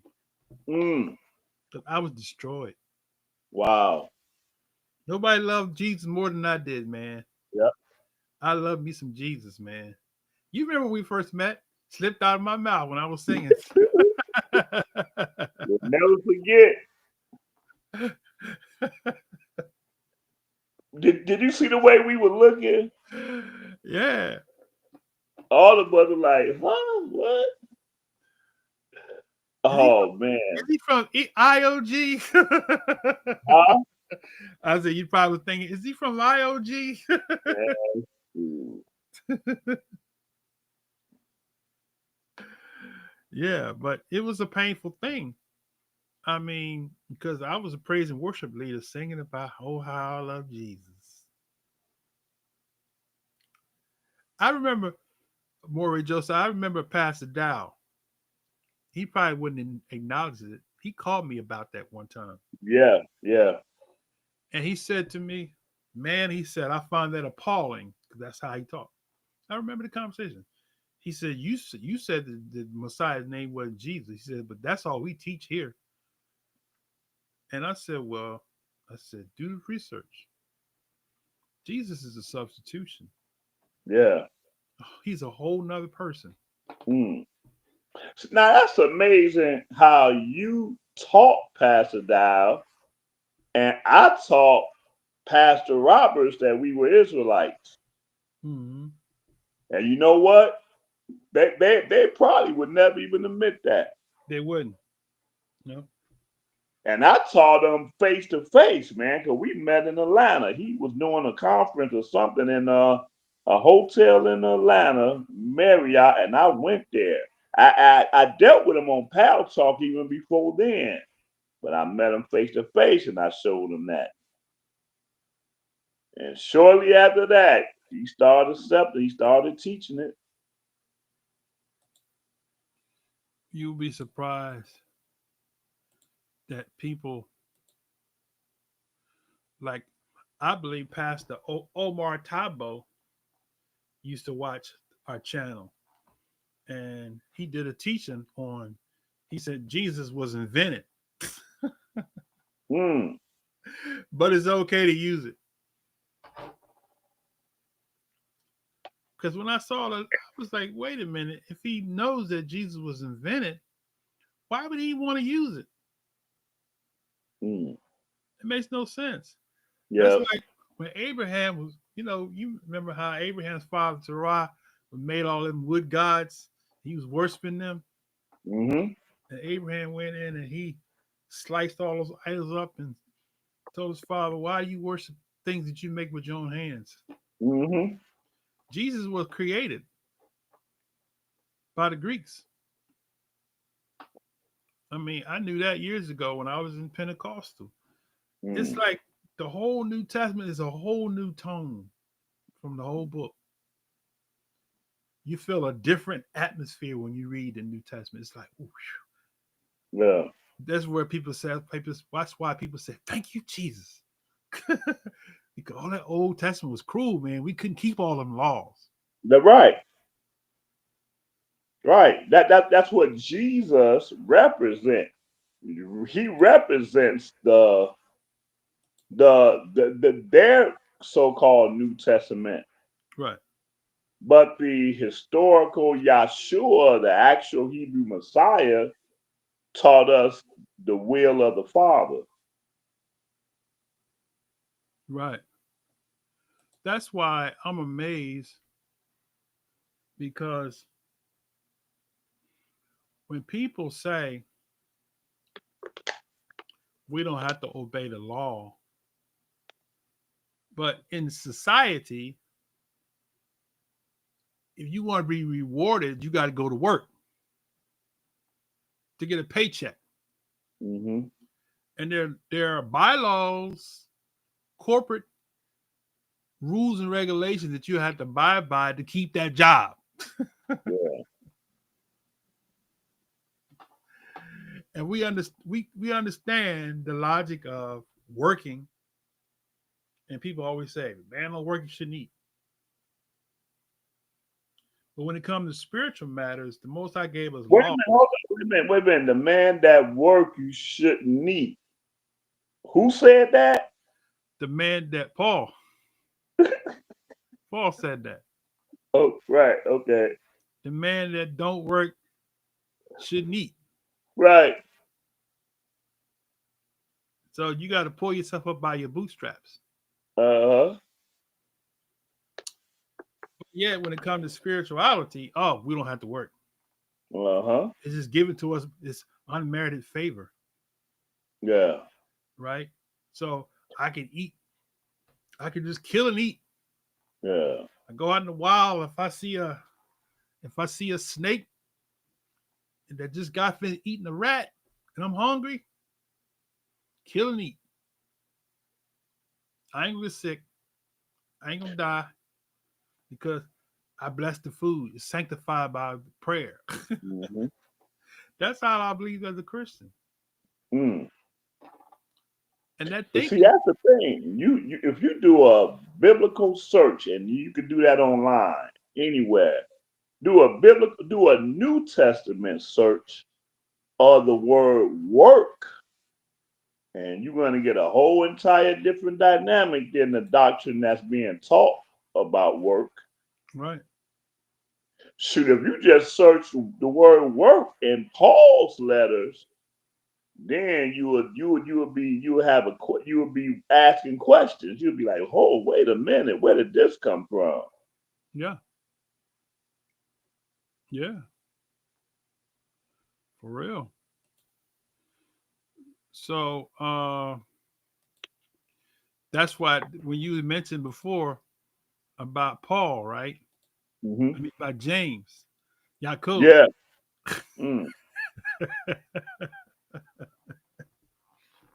See, people don't know that they was having a battle with the teachers of Paul. Mm. We do. You can read the language. You brought this out. We can Mm. read the language of Yaakov and see who he was talking about. Mm-mm-mm. Mm-mm-mm. Faith. That's non-debatable. I showed the brother from IOG that he didn't even know what to do with that. That is undebatable because the key thing was Paul was dealing with faith, and he had the audacity to bring Abraham into to show his point. Right. And I felt James being highly offended that he would even use Abraham to try to prove his point about faith. I felt James speaking when I read that. I was like, man, oh, vain man, like, man, dude, you got a lot of nerve. Like, don't even come this way with this. But it's so undeniable. And I'm glad you said that because you know what? I've never heard nobody bring that parallel to show that this was exactly what's going on. You have somebody read James and say, who's the vain man that James is talking about here? And they'll draw a blank. Mm-hmm. But you can't draw a blank if you go back and read Romans, Romans, what, the second chapter is it? Yeah. Because he's quoting Paul word for word. Quoting him word for word. Word for word. And so specific that, you know, the thing when we do after we get finished the feast days, I'm gonna go to Christian history and we're gonna show you where that faith alone, grace alone came from Martin Luther. Oh man. Because even You the say church Martin father, Luther? Martin Luther, the Protestant reformer. No, that's way before Martin Luther. Well, they believed uh they did believe in some works. So I'm gonna point it out when I do this here. I'm gonna show you what the Okay. early fathers had to say about the But way. what's it? Marcion didn't believe in works at all, did he? Was Marcion? Uh, hold on a second. Let me do this. I don't want to jump too much, but let me pull it up real quick. Yeah, because Marcion rejected the three pillars too. He rejected Peter, James, and John. Paul was the only one, if I'm not mistaken, that Marcion followed.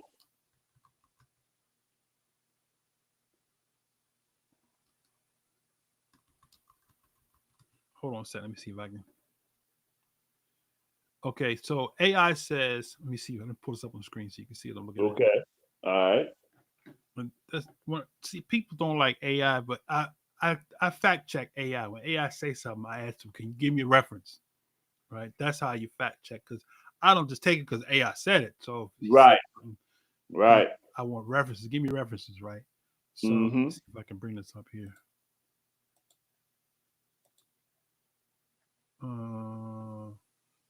Let's see.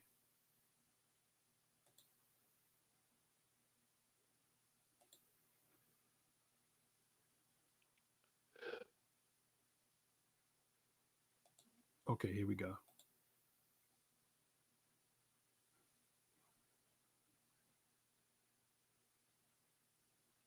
Okay, where did it go?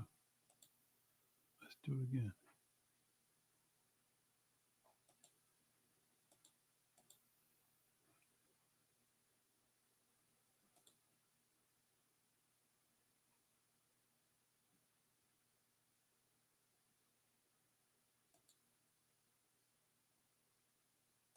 Huh.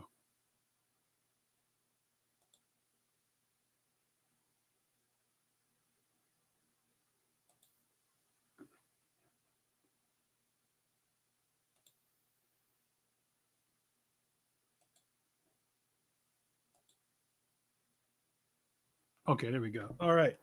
So here's what I asked the AI. Question was, did the apostolic fathers believe in works and faith? He says, yes, the apostolic fathers believed in the necessity of both faith and works for salvation, rejecting the idea of salvation by faith alone or by works alone.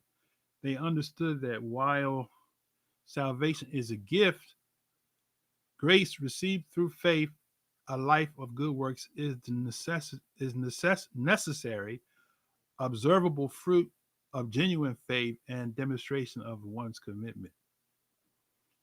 So you can go and you can dive deeper, which I won't right now, but he'll tell you what each one's particular stance is. You can ask him, could you can go and say, okay, if I click dive deeper, then they go and dive deeper. So you got Clement, Polycarp, the Didache, Shepherd of Hermas, Justin Martyr. Uh, let me see something. You asked about Marcion, right? Yep. Let me see. Hold on a second. If I can go. Um, how do I go back here?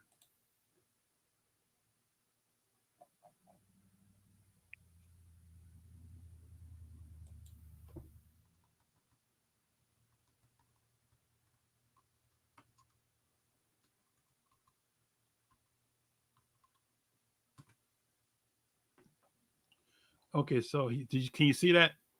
I can't see it, but go Oh, ahead. he says, yes, Marcion believed in faith, but strongly emphasized a faith rooted in pure grace and goodness, which he saw as incompatible with the works of the Old Testament, the Elohim of justice and wrath. He believed that salvation came from his good, loving gospel, not through adherence to the law or works prescribed. So that's the point you're making, by Old Testament creator whom he viewed as the Yeah. lesser deity. Okay, so that's the point you're making, right? But I think I read how he was adherent to Paul's writings and he didn't accept Peter, John, or James. I think I remember reading that somewhere. Okay. Well, I think each of them were anti-Torah, but they have their own view of works. It's kind of like in the Pentecostal movement, they have their own sins, right?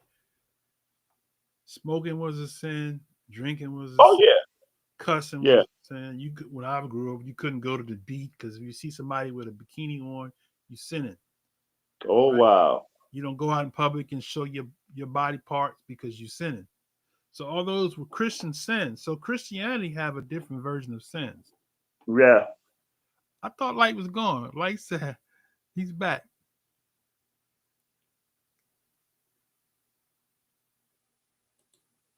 Light, you came back. He he started commenting again. Yeah. Uh-huh. Yeah.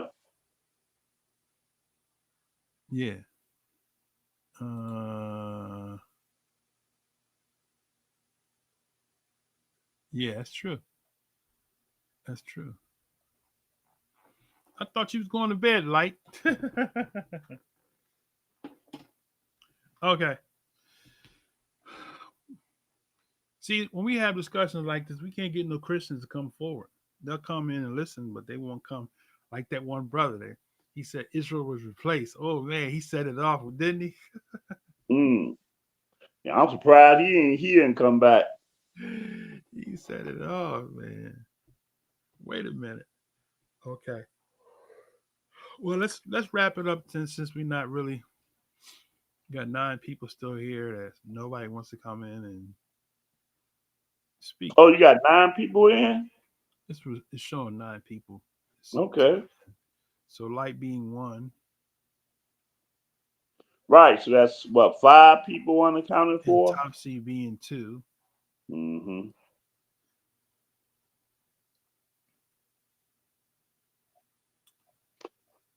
Did Topsy address the original question though? No. Well, his statement was because Hebrew Israelites not in the Bible. Right. Okay. That's why we a cult. Okay. But is that the definition of a cult?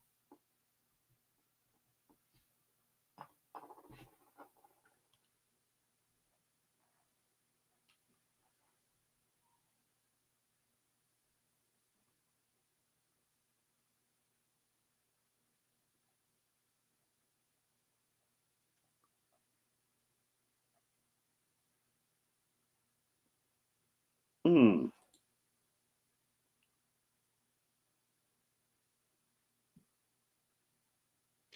That's a good question. And if I've ever traced them to any of the sons of Japhet, to be honest, I forgot what I had traced them to. But because of the fact that I know that the scripture said that Japhet shall be enlarged, I probably be based on that assume that they were out of Japhet. Well, you can do that. Shabbat Shalom,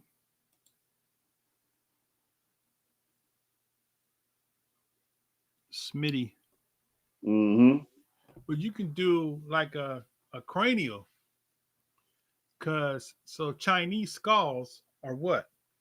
Are they dodecacephalic or the European brachioclassiphalic Mm. or brachial? Right? Let me see. Hold on a second. Let me see if I can find something on that for you.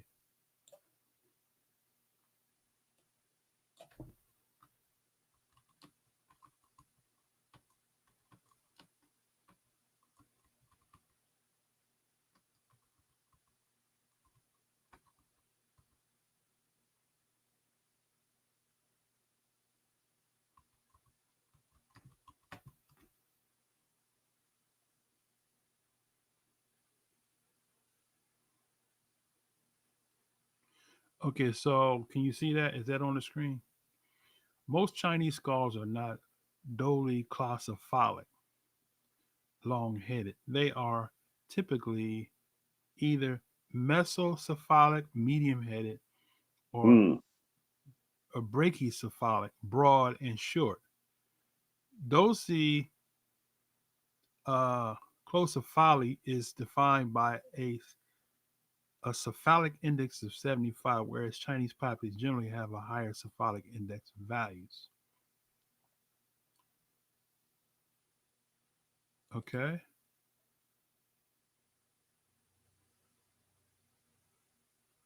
let me do this here.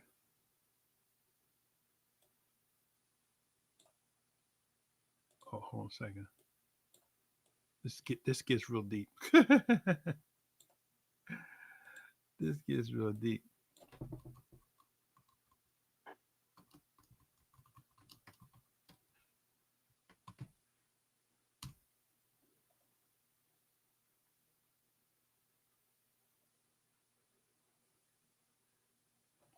Let me ask the question better.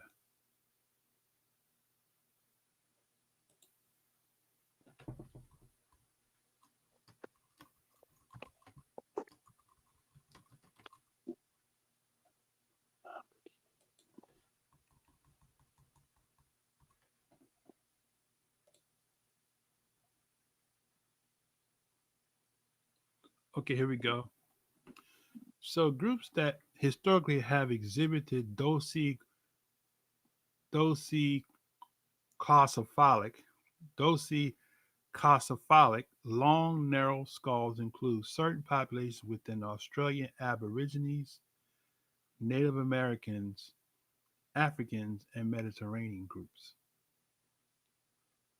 Through cranial shape, variety is significantly with and between all populations. Some early humans and ancient populations are areas like Malata and Iraq also display these traits, sometimes due to artificial cranial def- deformation.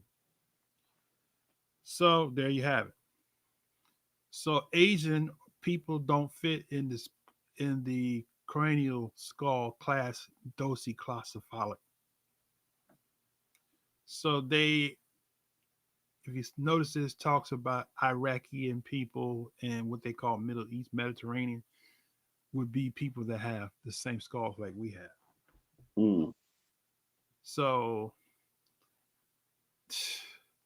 they try to play with the DNA and try to say that the people in the land today, the 48ers, match the DNA of the Canaanites. No, Mm. because the skulls have to match the class of people that they found. As you just said right there, study of Mm-hmm. skulls shows you when they found those skulls of the dead people, the people had the same type of heads like we have, Mm-hmm. which is more proof, right, that we beat them people. We beat the people. Mm.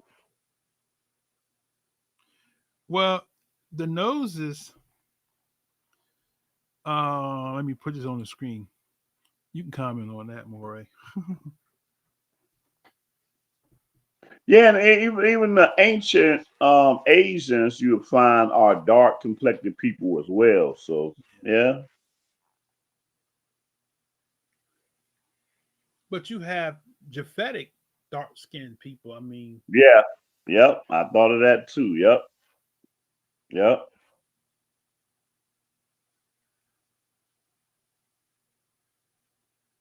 See, I'm saying that goes back to my whole thing about JFAT shall be enlarged, because JFAT, you know, like I've only not too long ago been teaching. I told you before concerning how there was some JFAT that was in the Commonwealth of Israel before Cornelius, right. but But because Cornelius, huh? go ahead.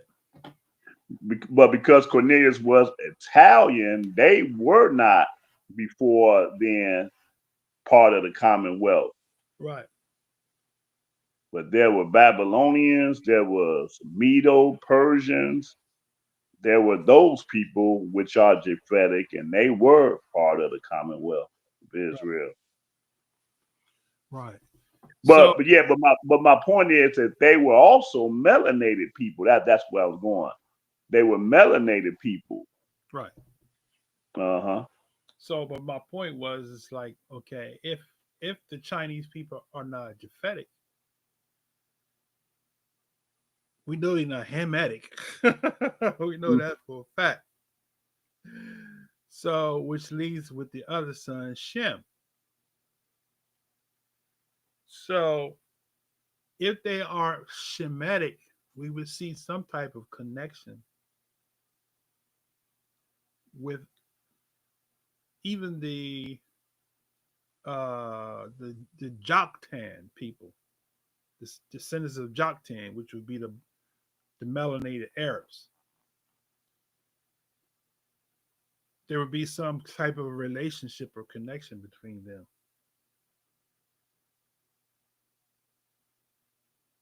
So we know they didn't come from Eber, but Mm, then the one West can't teach that they come from.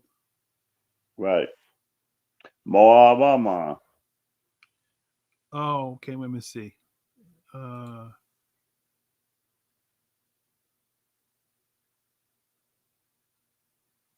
okay.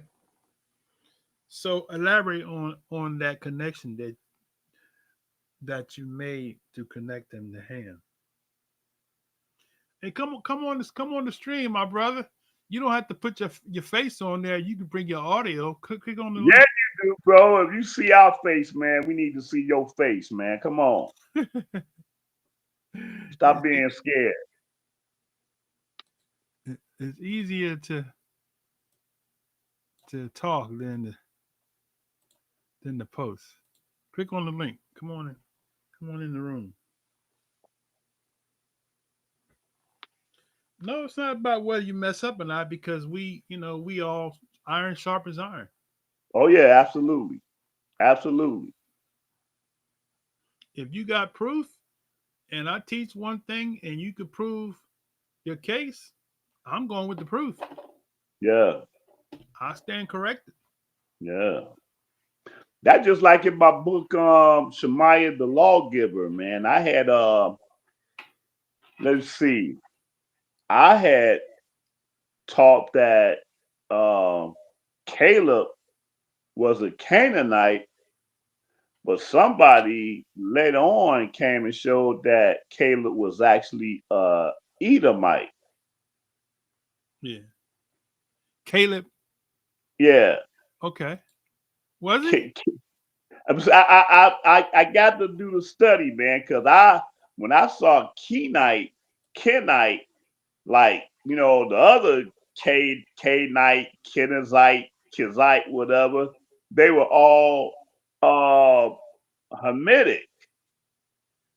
But somebody showed, and I didn't see the source though, but said that Kenite, because you got Kenite and then you got Kenizzite, which is completely different. But anyway, they kind of traced it back to one of Edom's people. Yeah. I ain't kick against it but I didn't really see the total proof.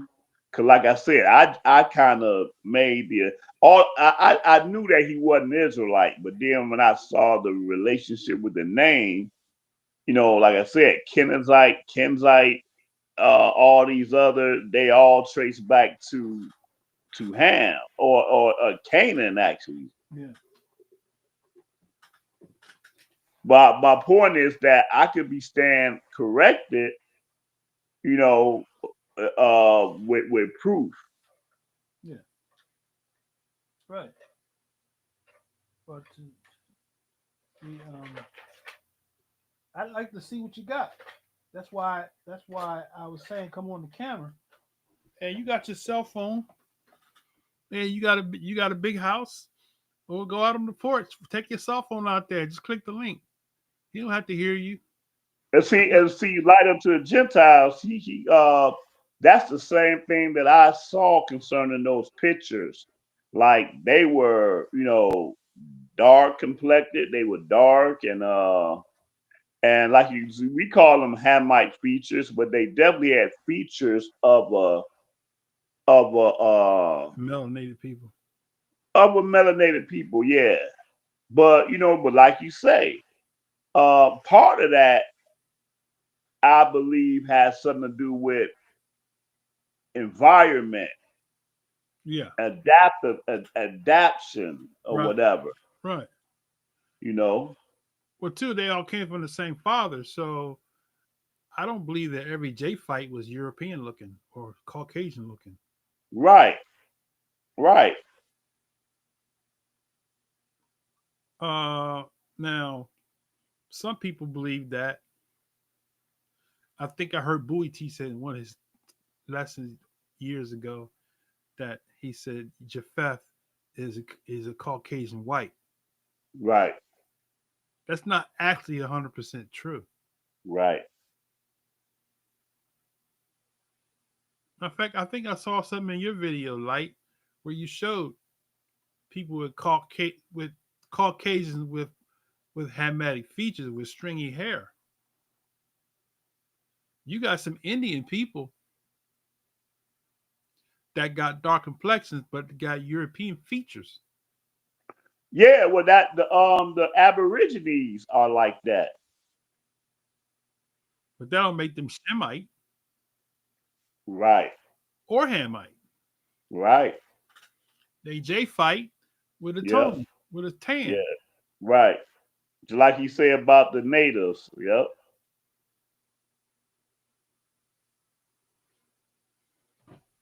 I mean, I got I had I had posted on one of them One West videos concerning that too about the natives. I told them, I say, look, man, the natives, I say the natives have access to their own language, their own culture. They bought and sold us into captivity, and I've never seen natives as slaves.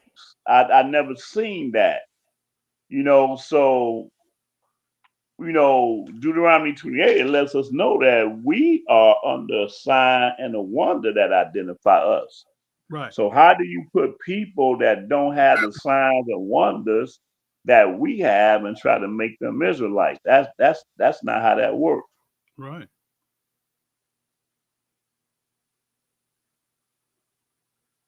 That's right.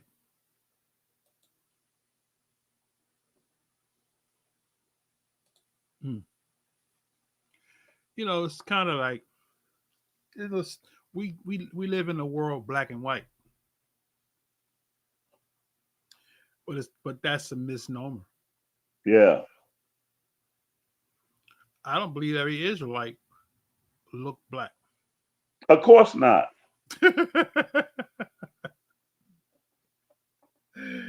I mean, the mixing of the Israelites is amazing because even one of the passages that Israel's like a speckled bird. Now that's not talking physical when you read that passage. Yeah, yeah, That's speaking in terms of a bird that's rejected among the other birds. okay, That's what that's talking about. A lot of people use that for physical, but no, it's just talking about how it was rejected by everybody else when you read the total context of the passage. Kabui teach that too. yeah, okay. So there's a whole lot of things that cliches that we use incorrectly, right? Uh-huh. And that's one of them, right? Yeah. But you're absolutely correct though. Even if you even just look at the fact of us being, scattered and throughout the four winds. I mean, we absolutely had took on some of the appearances just by being scattered.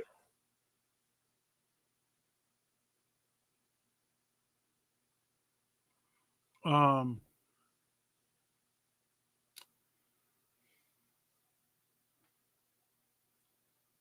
okay. I was reading his comment here. Let you see, Uh-huh. because this you can't see. I put it on the screen. I was reading what he was saying. Right.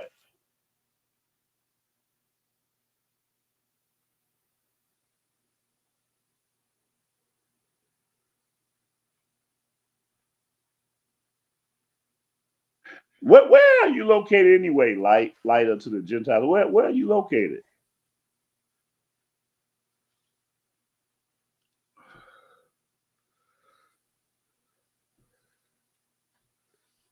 He called me on the phone. We talked on the phone. I don't want to reveal his location unless he does, because you never know who close Well, he by. said I need to find a place to go so I can come on one day.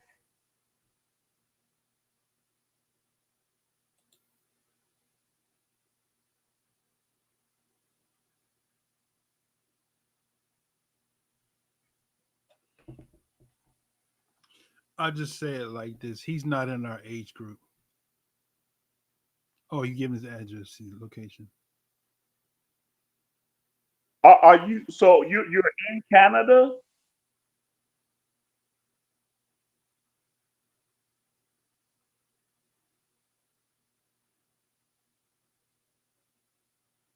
Or you in Quebec?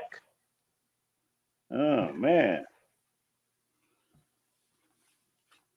But what I was saying, he's not in our age group, so he's in a situation, so he can't. He's got to walk very softly. Okay. So I mean, Right. okay, there you go. He put his information. See, he put his information out there. There you go. Okay. I need to come see you, man. I always wanted to go out there. I always wanted to go out there. Every summer I say I'm gonna go up there. Wow. That's something.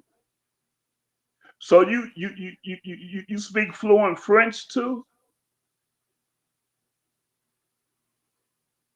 You see his recent post. Uh-uh. See his comment on the screen.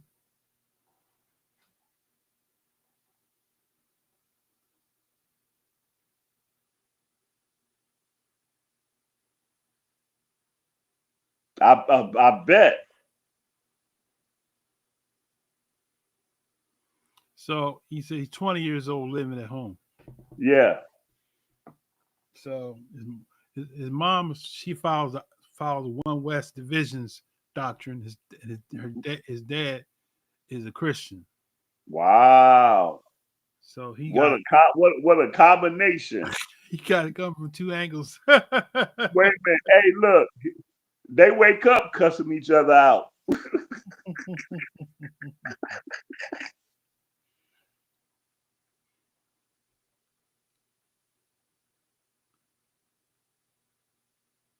Wow. He out there, Charlie Kirktown, Utah. What'd you think about Charlie Kirk? Go ahead, Josiah. We can talk about that since nobody want to talk about what we call. I think we, I, Uh I think we lost. We lost brother Topsy. Topsy. He's gone. Uh, He didn't have nothing to come back when we talked about the mother yeah. and being from the same mother language. Uh-huh.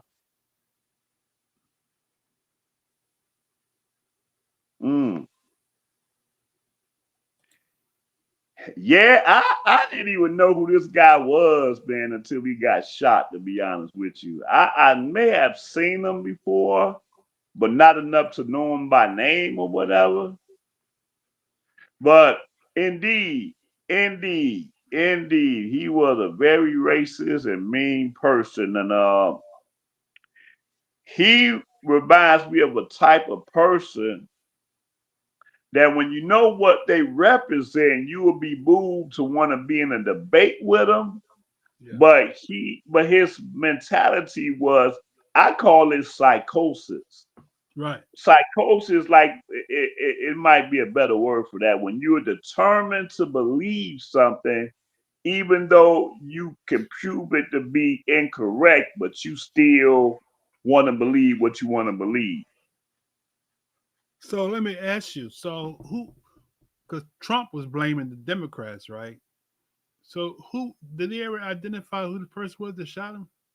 Oh, they got him. They know who he is, but he didn't have no manifesto and nothing is specific concerning his ideology as of yet. Because he's not nobody shared anything from his social media, anything like that. As far because I've looked and I have not seen anything about that. But man, these people are mad just for the fact that he's a Gentile. They mad about that. They saying that they're at war with the Democrats. That's what they're saying now. That just like they did, they blame when they stormed the Capitol. They blamed it on Antifa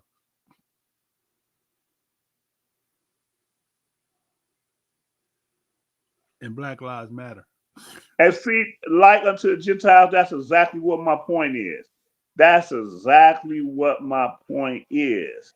And we have to have that discernment, man, because everybody you don't sit in and have these type of vain conversations, which what Paul was talking about actually, vain conversations with people like that, man, because this dude wasn't about trying to get to the truth, man. He was all about promoting, white superiority. Nothing more, nothing less. So Josiah, Tipsy's back, Topsy's back. He said Christos is not Latin, it's Greek. The New Testament is written in Greek. What you got to say to that? Yeah, the versions of many other versions that we have are in Greek, but the problem is the point that Morey Kazak was making earlier, that I don't know if you got that or not, is that when we deal with proper names, proper names are not translated. Proper names are transliterated from its original term. They're never translated because translated you will have a whole new name for something that was not never called that. Just like the Jesus, just like a lot of other words that they translated instead of transliterating it from its original form. Right. So that's what they did when they put the word Christ with a capital C. You don't see it with a small c, which denotes that it's a proper noun. And if it's a proper noun or a proper word, it should have been transliterated from its original tongue.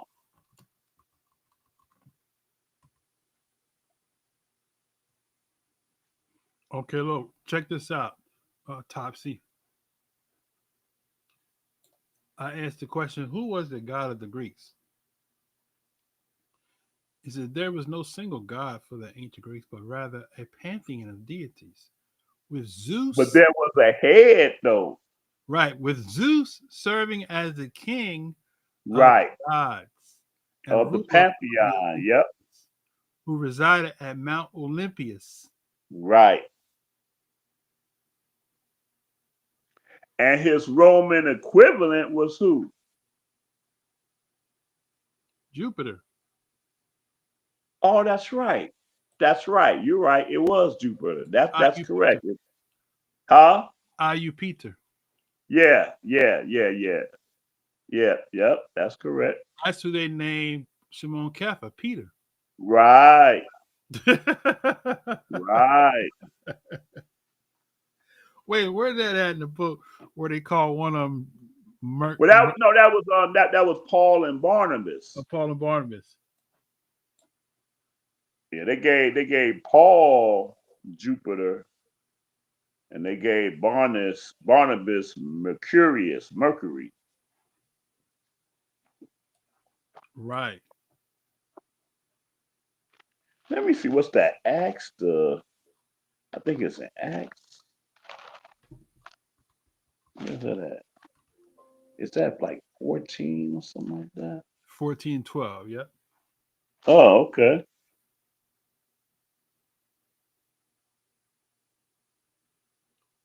So Jupiter, Zeus, the same, right? So you got, because in Greek, Jupiter is Zeus. Right.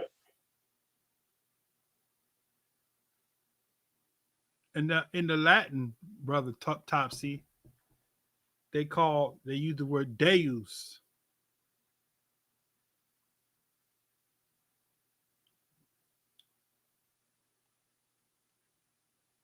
Deus.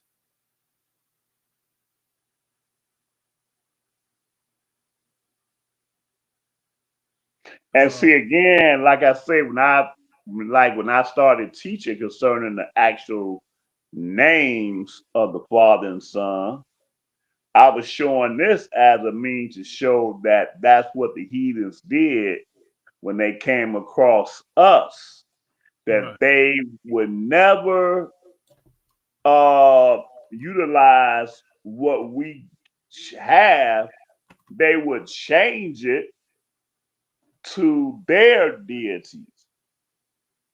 So these two brothers performed a miracle in front of all these heathens, and the heathens did not one time ask them what their name was.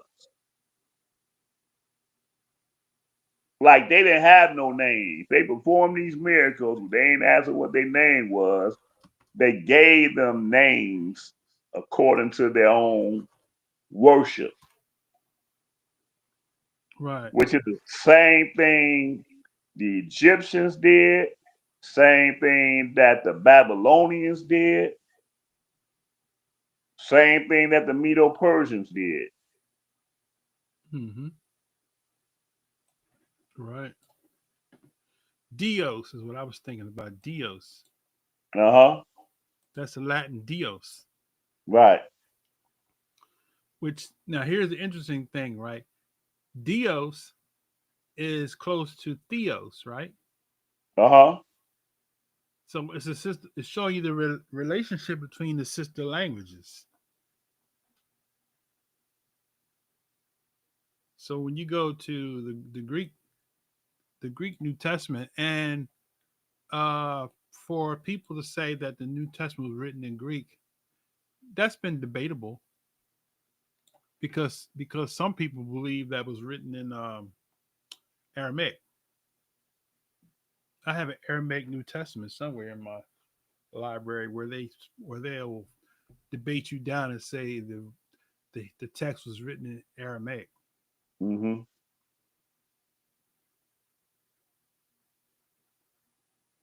But when you think about it, it makes sense, because when they said to Paul, "Can you speak Greek?"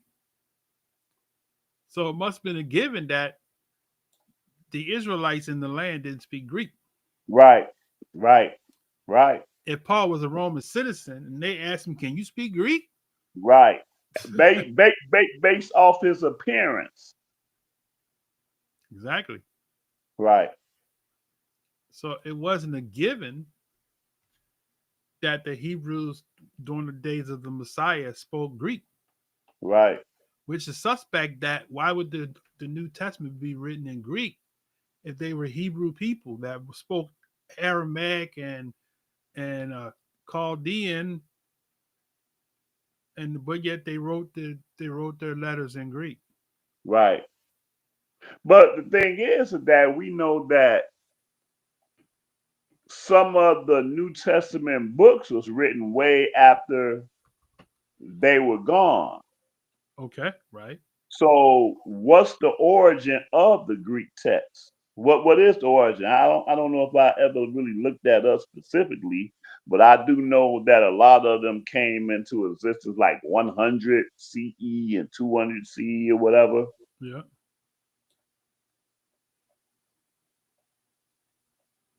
I mean, that can be debated all day long whether or not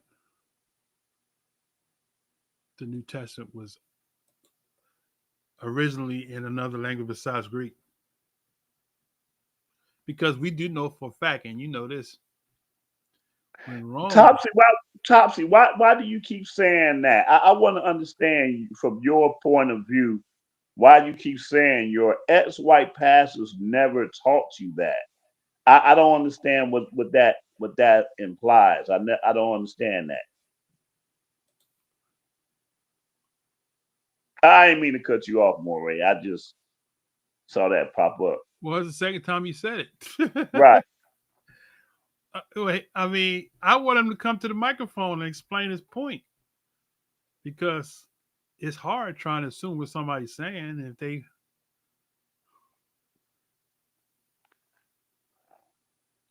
I think Topsy's a troll. Yeah. Hey, but going back to like the point that you gave concerning, can you speak Greek? Right. What was the other thing? Well, even when Paul was speaking and he was breaking down the whole tongues, he was telling his fault. He said, "Look, I speak in more tongues than you all." Right.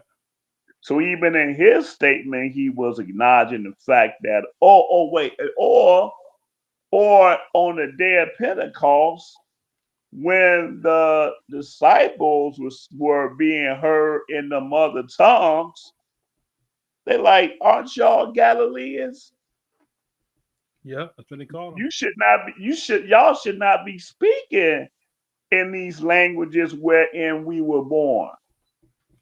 And you know what? To your point, that would have been an opportune time for them to say, "We're not Galileans, we Christians."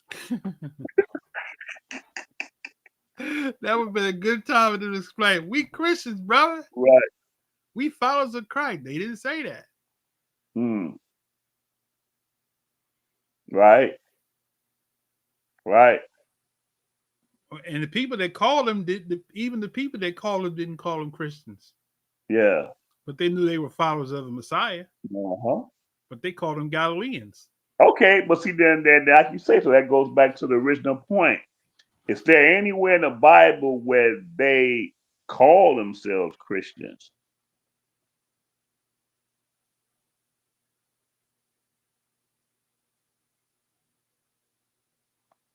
I can't really recall.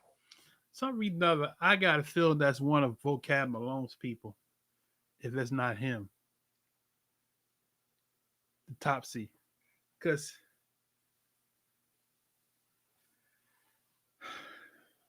we can't get no sound conversation. Only people that want to defend.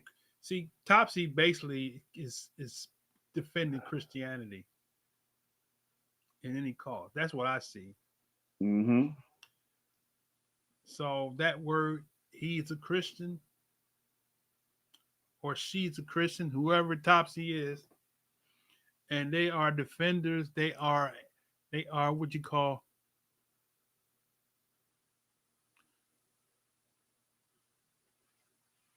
regardless of whether it's Christian, whether it's Greek or Latin or Aramaic, not Aramaic, the point has already been made clear that no one in Hebrew Israelite land was called Christos. Right. Right. That's the point. That's the point. Christos only exists in the Greeks.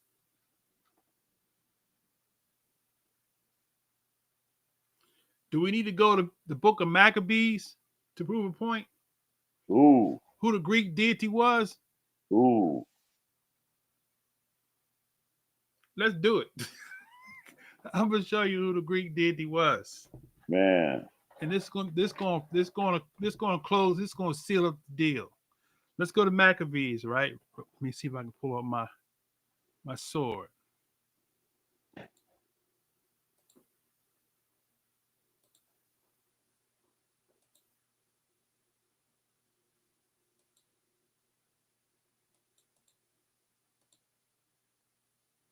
Okay, wait a minute. Did I close my sword down? I didn't close it down. Why it's not popping up? Let's try it again. Hold up. Hold up. Wait a minute.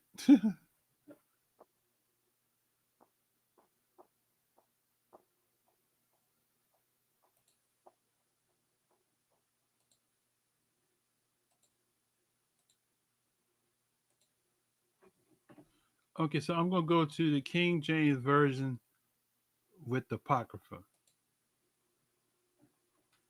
Okay. And then we're going to do this for Topsy.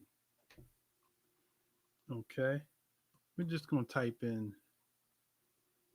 Jupiter. Okay. And go ahead right straight there. This is all I got to do is put it in. Mm. Now, it says, not long after the king sent the old man to Athens. Where's Athens at? Isn't Athens in Greece? Greece. Mm-hmm. To compel the Yahudim to depart from the laws of their fathers and not to live after the laws of Yah. You know what I was gonna say when you went there? I say, Topsy, you are the dream of the Greeks and Maccabees. Right, Because this was the original intent of the Greeks. right. So hey, so read that part again in case he missed that.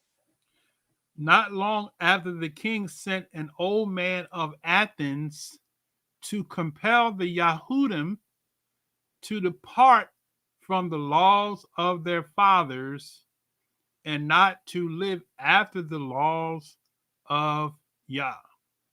Mm.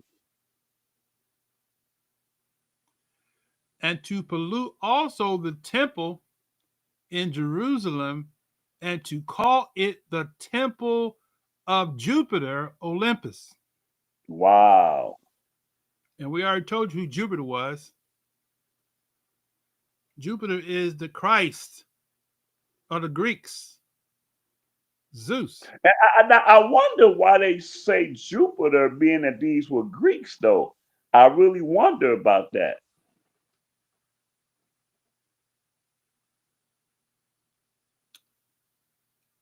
Well, I really wonder about that. I think somewhere in my research, that's why I brought up the IUPeter because it connects both of the languages. It's a variation of saying the name. The Romans use Jupiter, Right, exactly. and the Greeks use Zeus. Right. So that I know, so that makes me wonder if they systematically, just like in the book of Romans, because these were what? These wasn't Italians, these were also Greek, wasn't they? Yeah. So it makes me wonder, why did they systematically choose not to put Zeus there and they chose Jupiter instead?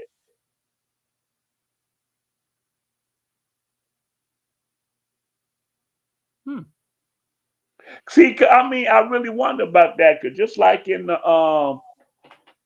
That's a good Luke, question.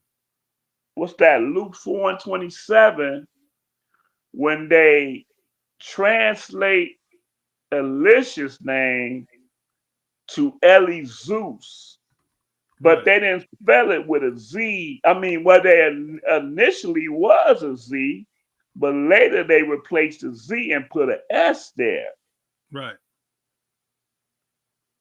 as if they wanted to hide the Zeus part. Yeah. Okay. So here you got Jupiter. You can read Jupiter two times, but it's talking about Greek people. It ain't talking about Roman people. It's talking about Greek people. So I don't know the meaning behind that, but it looks suspect though to me.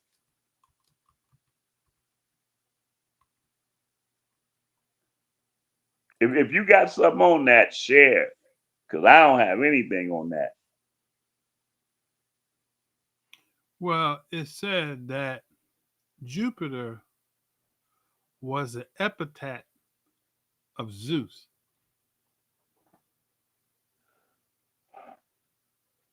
Okay, so epithet, it says in Greek mythology, an epithet is ad, a descriptive adjective or phrase added to a deity's name. A descriptive adjective or phrase added to a deity's name, like gray eye Athena or cloud gathering Zeus. These terms derive from the Greek word epitheton, meaning added, were used in epic poetry to provide metrical convenience and a more vivid portrayal of characters, highlighting their specific roles, attributing or local cultic associations. For example, Apollo Musigatus emphasizes his role as leader of the Muses, while Zeus Olympius connects him to the sacred site of Olympia. So Jupiter is an epithet of Zeus, which is descriptive. So that's why, because Jupiter actually is Iupiter. So if we do an etymology on Jupiter, let me see real quick. What is the etymology of Jupiter? The oh, there we go. I knew it was gonna make a connection. I gotta say this on the screen now. I gotta bring this on the screen for brother Topsy. This is bringing it all home. Oh my goodness. All right, let's see. Hold on a second. I gotta bring this on screen because I want him to see this. I don't want him to get away without seeing this. Okay, let's see if I can.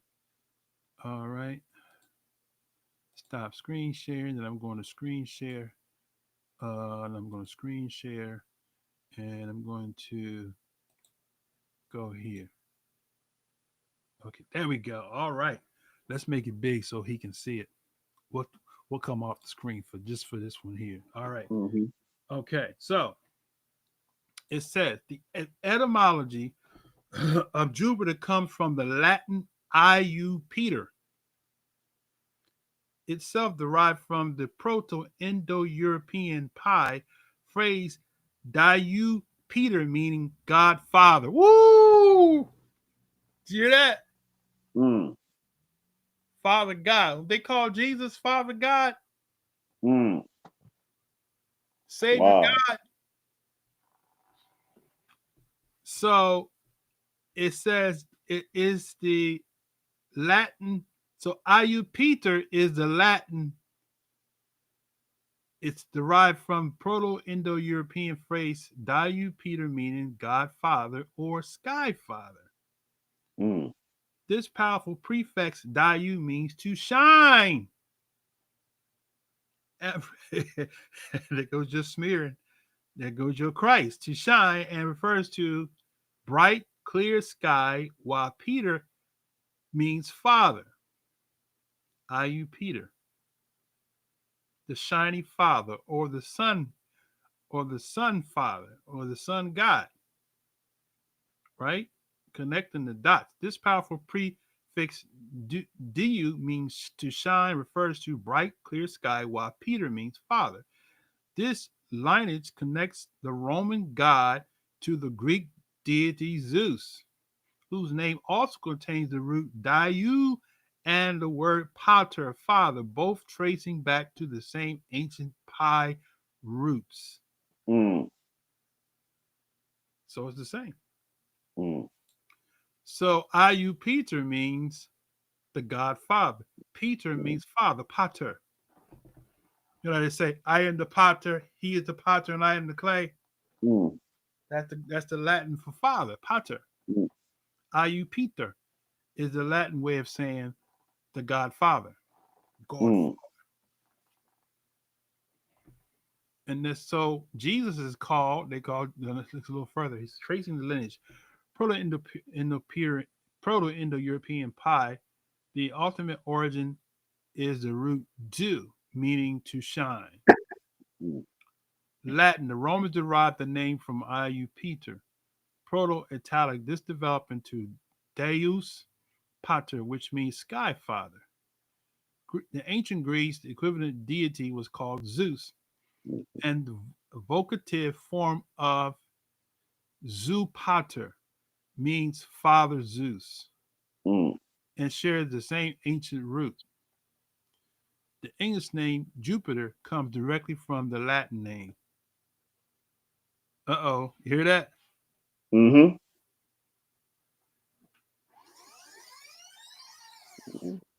Right.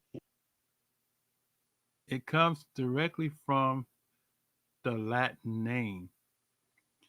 The English name Jupiter. Oh, so here we go. So Jupiter is English, which comes from the Latin name Iupiter, the father and sky. Sky, Diu, part of the name signifies the bright shining sky. Father Peter. Remember I said they named Peter, they named him Peter, Iupiter? Father. Peter, Pater, part refers to father figure or a central authority. Right? Jove, this is the poetic name for Jupiter, Jove, jovial. Adjective to relate to Jupiter was used by medieval astrologers and means happy or merry.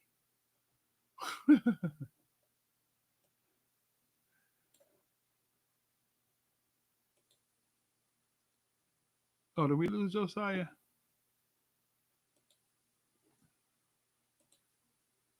Hello? Oh, what happened? You went out. Yeah, I think it went out. So basically, so in a nutshell, it's basically telling you that it's explaining that Jupiter is Latin. His brother said it's not the same. So they're showing you, they're making the connection that Jupiter, Iupiter, and Zeus are one and the same. Yeah.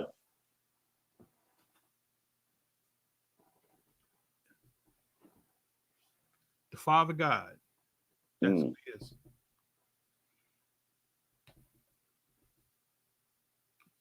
I learned that when I was in Christianity Yeah. because they called Jesus the Savior God. Mm-hmm. And is it a coincidence that Zeus, Jupiter, was called the Father God? Right. Yeah, ain't no coincidences. All right, Maury, if you done, I'm ready. All right. How many people show in the room now? Got 5. Okay, 5. Okay. Nobody's Okay. saying nothing. Uh-huh. We can't get nobody. So the brother started out with we a cult because we call ourselves Hebrew Israelites. So Yeah. let me do this here as we close. What's the definition of a cult? Right? What is the definition of a cult? Okay. It says here a cult is a group characterized by dangerously fanatical ideology. Uh oh. That sounds like Christianity. A cult is a group characterized by dangerously fanatical ideology. That's the MAGA people. Right. God and country. Right. Aren't they Right. fanatical? Mm-hmm. Excessive, Like that guy that just got killed. yeah. Excessive devotion to a single, often charismatic leader. Don't they have Mm. devotion to Trump? Oh yeah. And atypical or extremist beliefs and practices, right? These groups often use psychological manipulation to dominate members, may lead to social isolation, and can involve a high degree of control over followers' lives and actions, sometimes resulting in questionable activities. Mm-hmm. So I can see Christianity all in this. Right. So when Christians say Hebrew Israelite is a cult, from the basis of the definition, Mm-hmm. cult,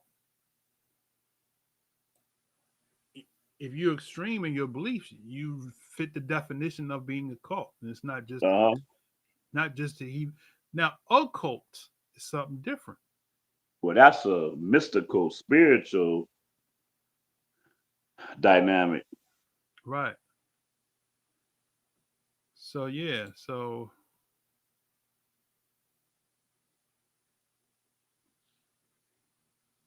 um, so here's your definition of a cult.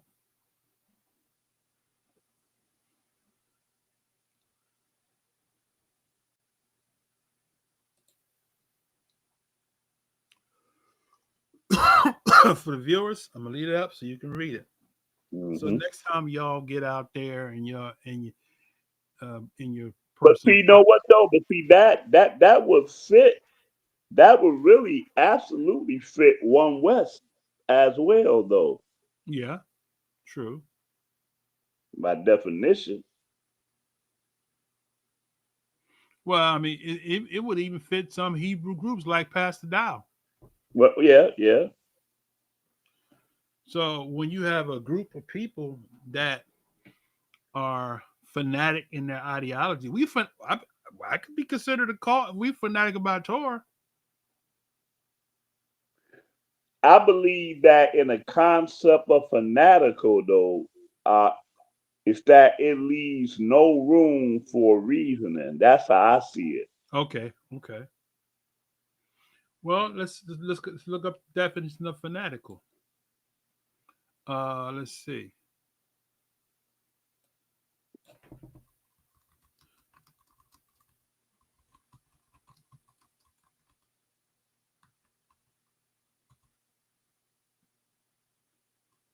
Okay, a person filled with excessive and single-minded zeal, There you go. especially for an extreme religious or political cause.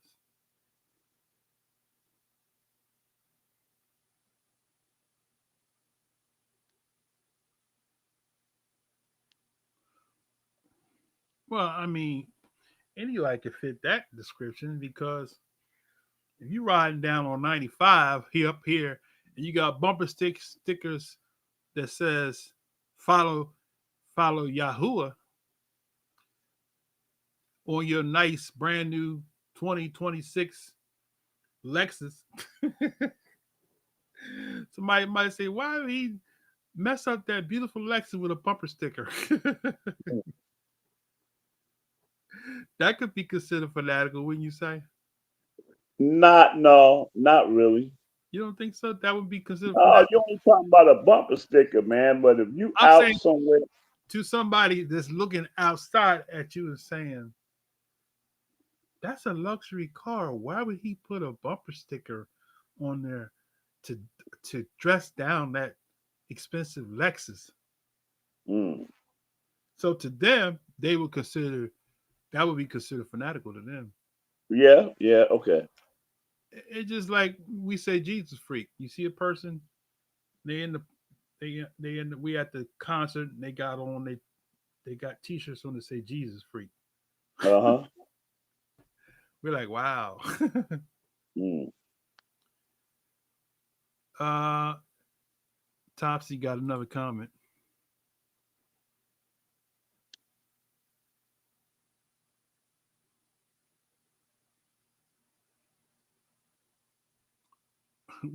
You want to address that? No, I don't. That sounds like one for you right there. They got you. They got you written all over it. So, I mean, Topsy just reaching, Yeah. looking for. See, we're not the kind of brothers we're gonna get upset and start cussing at you and start screaming at you. We ain't them kind of brothers. So you got the wrong Yeah, group here. see, that's what I'm saying. That's what cults do. Right. I mean, if that's your perception, if you think that because what you posted in the biblical text that that's a cult, which is negative. See, because I don't see cult as negative. It's a boogie word to make people be afraid. Oh, they're called. Ooh, don't fool with them. Right.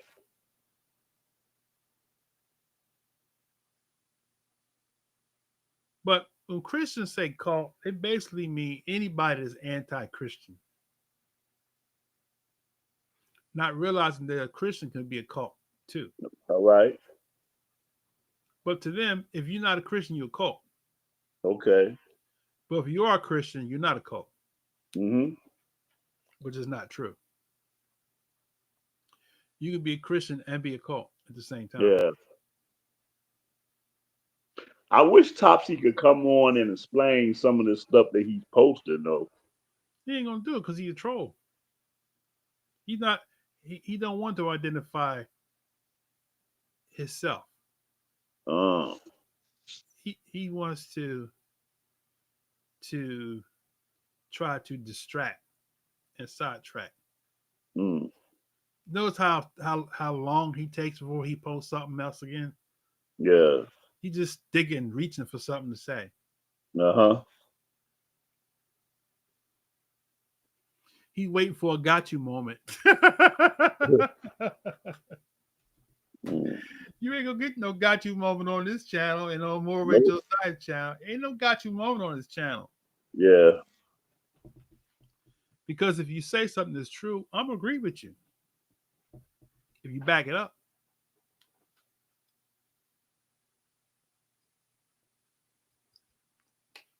See, a person, what you mean by cult is a person that is set in their mind that they're not going to adhere to any truth.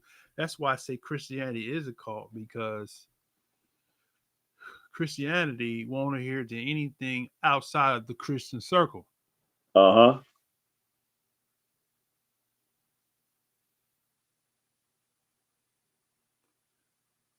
Look, he said, look,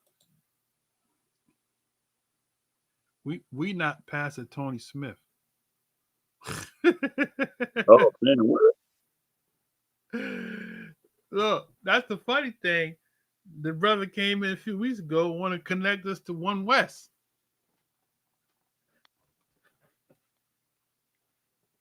What have we said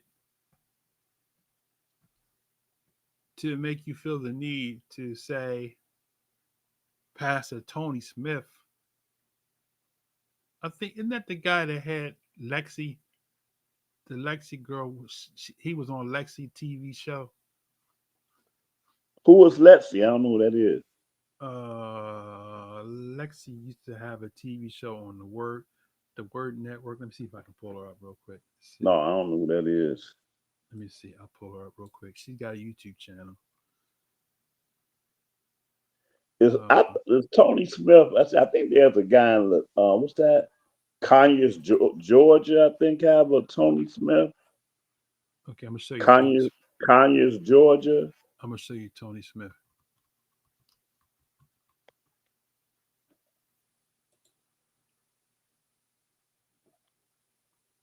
Yeah, that top guy. He's in Conyers, Georgia. That's him.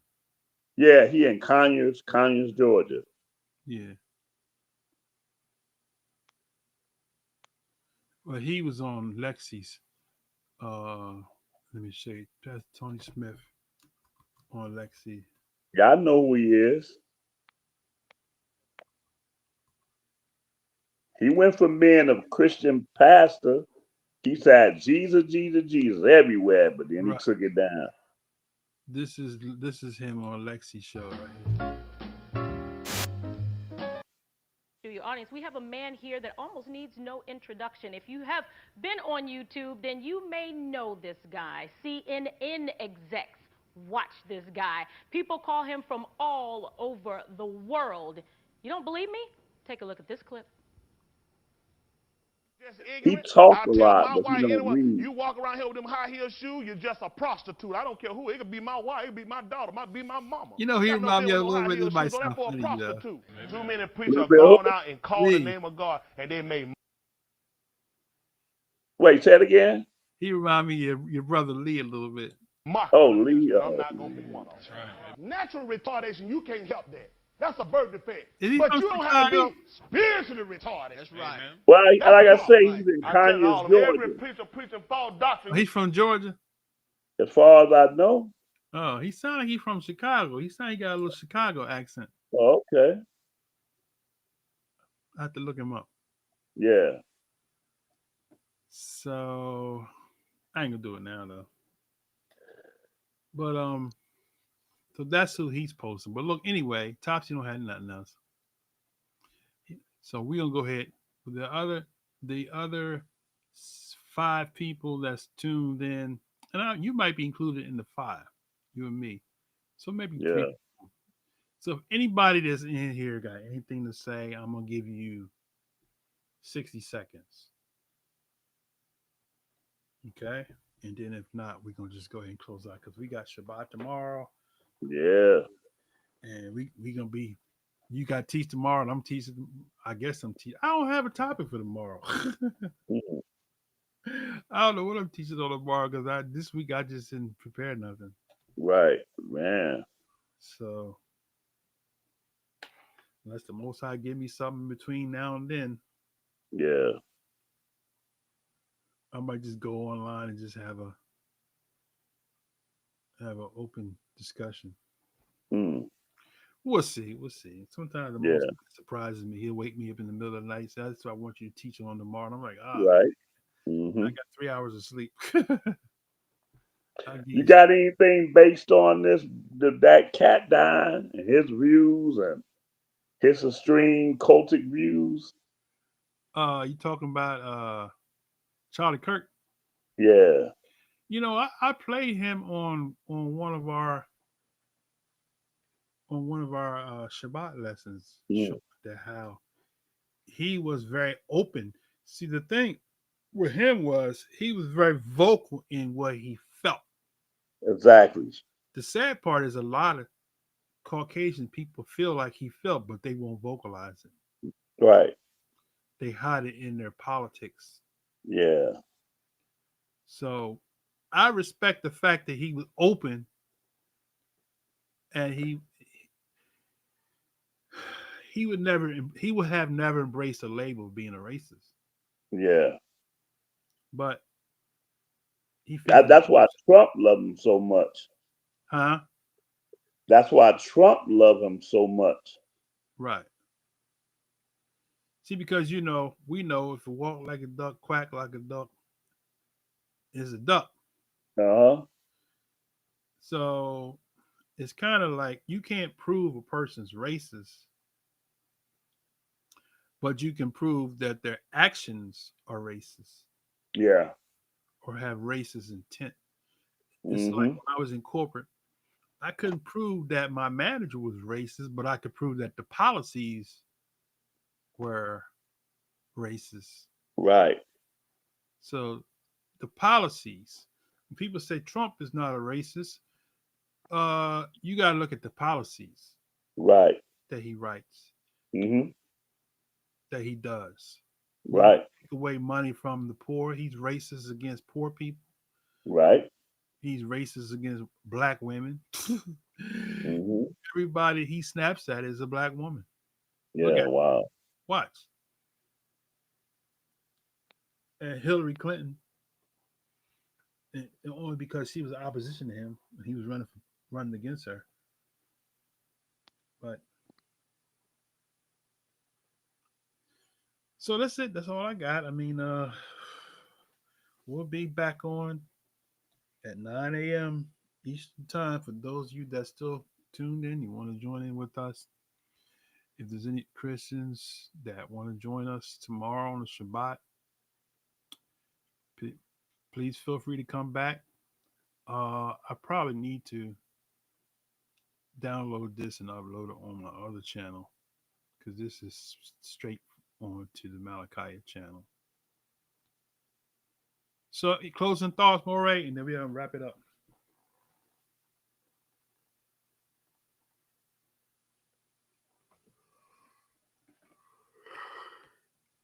Uh-oh, your mic is out. I can't hear you.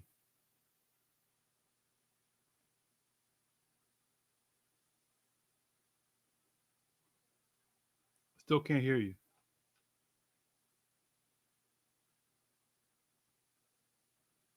I see your mouth move, but I can't hear you. Oh, hold on 1 second. There you go. I hear you now. Oh, somehow I had muted it. I don't know how I did that. Yeah. No, about saying, man, I hope somebody got something out of this bill, whether they was on live tonight or whether they see this later on. But that's what we try to do, man. Come on Friday nights and have a voice, man, for somebody that want to really understand what's really going on out here. Someone really want to understand what Hebrew Israelites are supposed to be about, is supposed to represent, and not the craziness that they see out here in the streets. And also for apologists to come on and be able to really, see if they can contend for the faith, as they say, since we're their number one adversaries. This is the place to really get all that off their chest. And see, they focusing on the One West Division, primarily IUIC, Yeah, not realizing that there is a whole truckload of Israelites that's not connected to them. right. We represent. But see, I kind of disagree because the apologists know that. Yeah. They have said many times, well, all Israelites don't agree with that, whatever, but they intentionally focus on the One West factions. Because Vocab said all the time. He says that all the time. But they whole thing is they feel like they can kill the awakening. So they want Right. to That's the attack the purpose. biggest group. But my point is that just because you attack them don't mean you stopping the awakening. Yeah. Everybody's Yeah. coming to the awakening through IUIC Yeah. or the Captain Tahariat. Right. Everybody didn't come through them. Mm-hmm. And everybody didn't come through IOG. Right. We meeting up with each other, find out that, oh wow, y'all believe that too? Man, Mm-hmm. who was your teacher? Right. Then you got a lot of people coming out to church who start reading the Bible, and they're like, wait a minute, that's in the Bible? Uh-huh. That sounds like us. Right. That's how I came.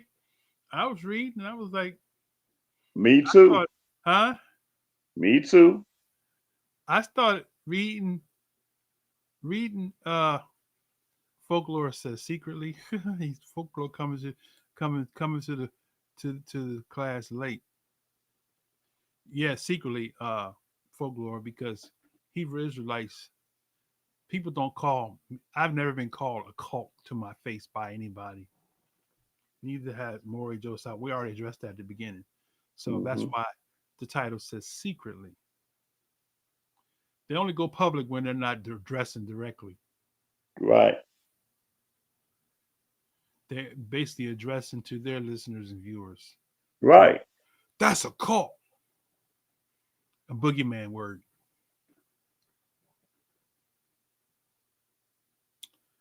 All right. So if you want to come on the camera, before we're about to close out, folklore. I don't want to cut you out. Here's what I do. If you want to come to the camera, we'll let you be the last person to speak. Click on this link, and we'll bring you in and let you speak your piece. Otherwise, if you choose not to come in, we're gonna just shut it down. So I'll give you a couple minutes to click on that, bring you in.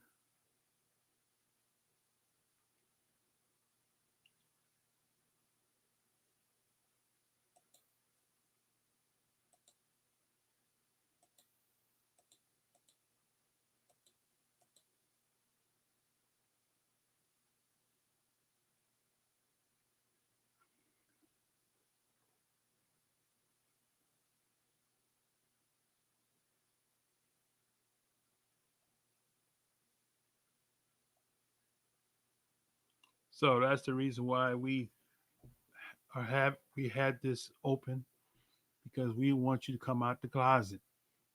Mhm. It's time for y'all Christians to come out the closet.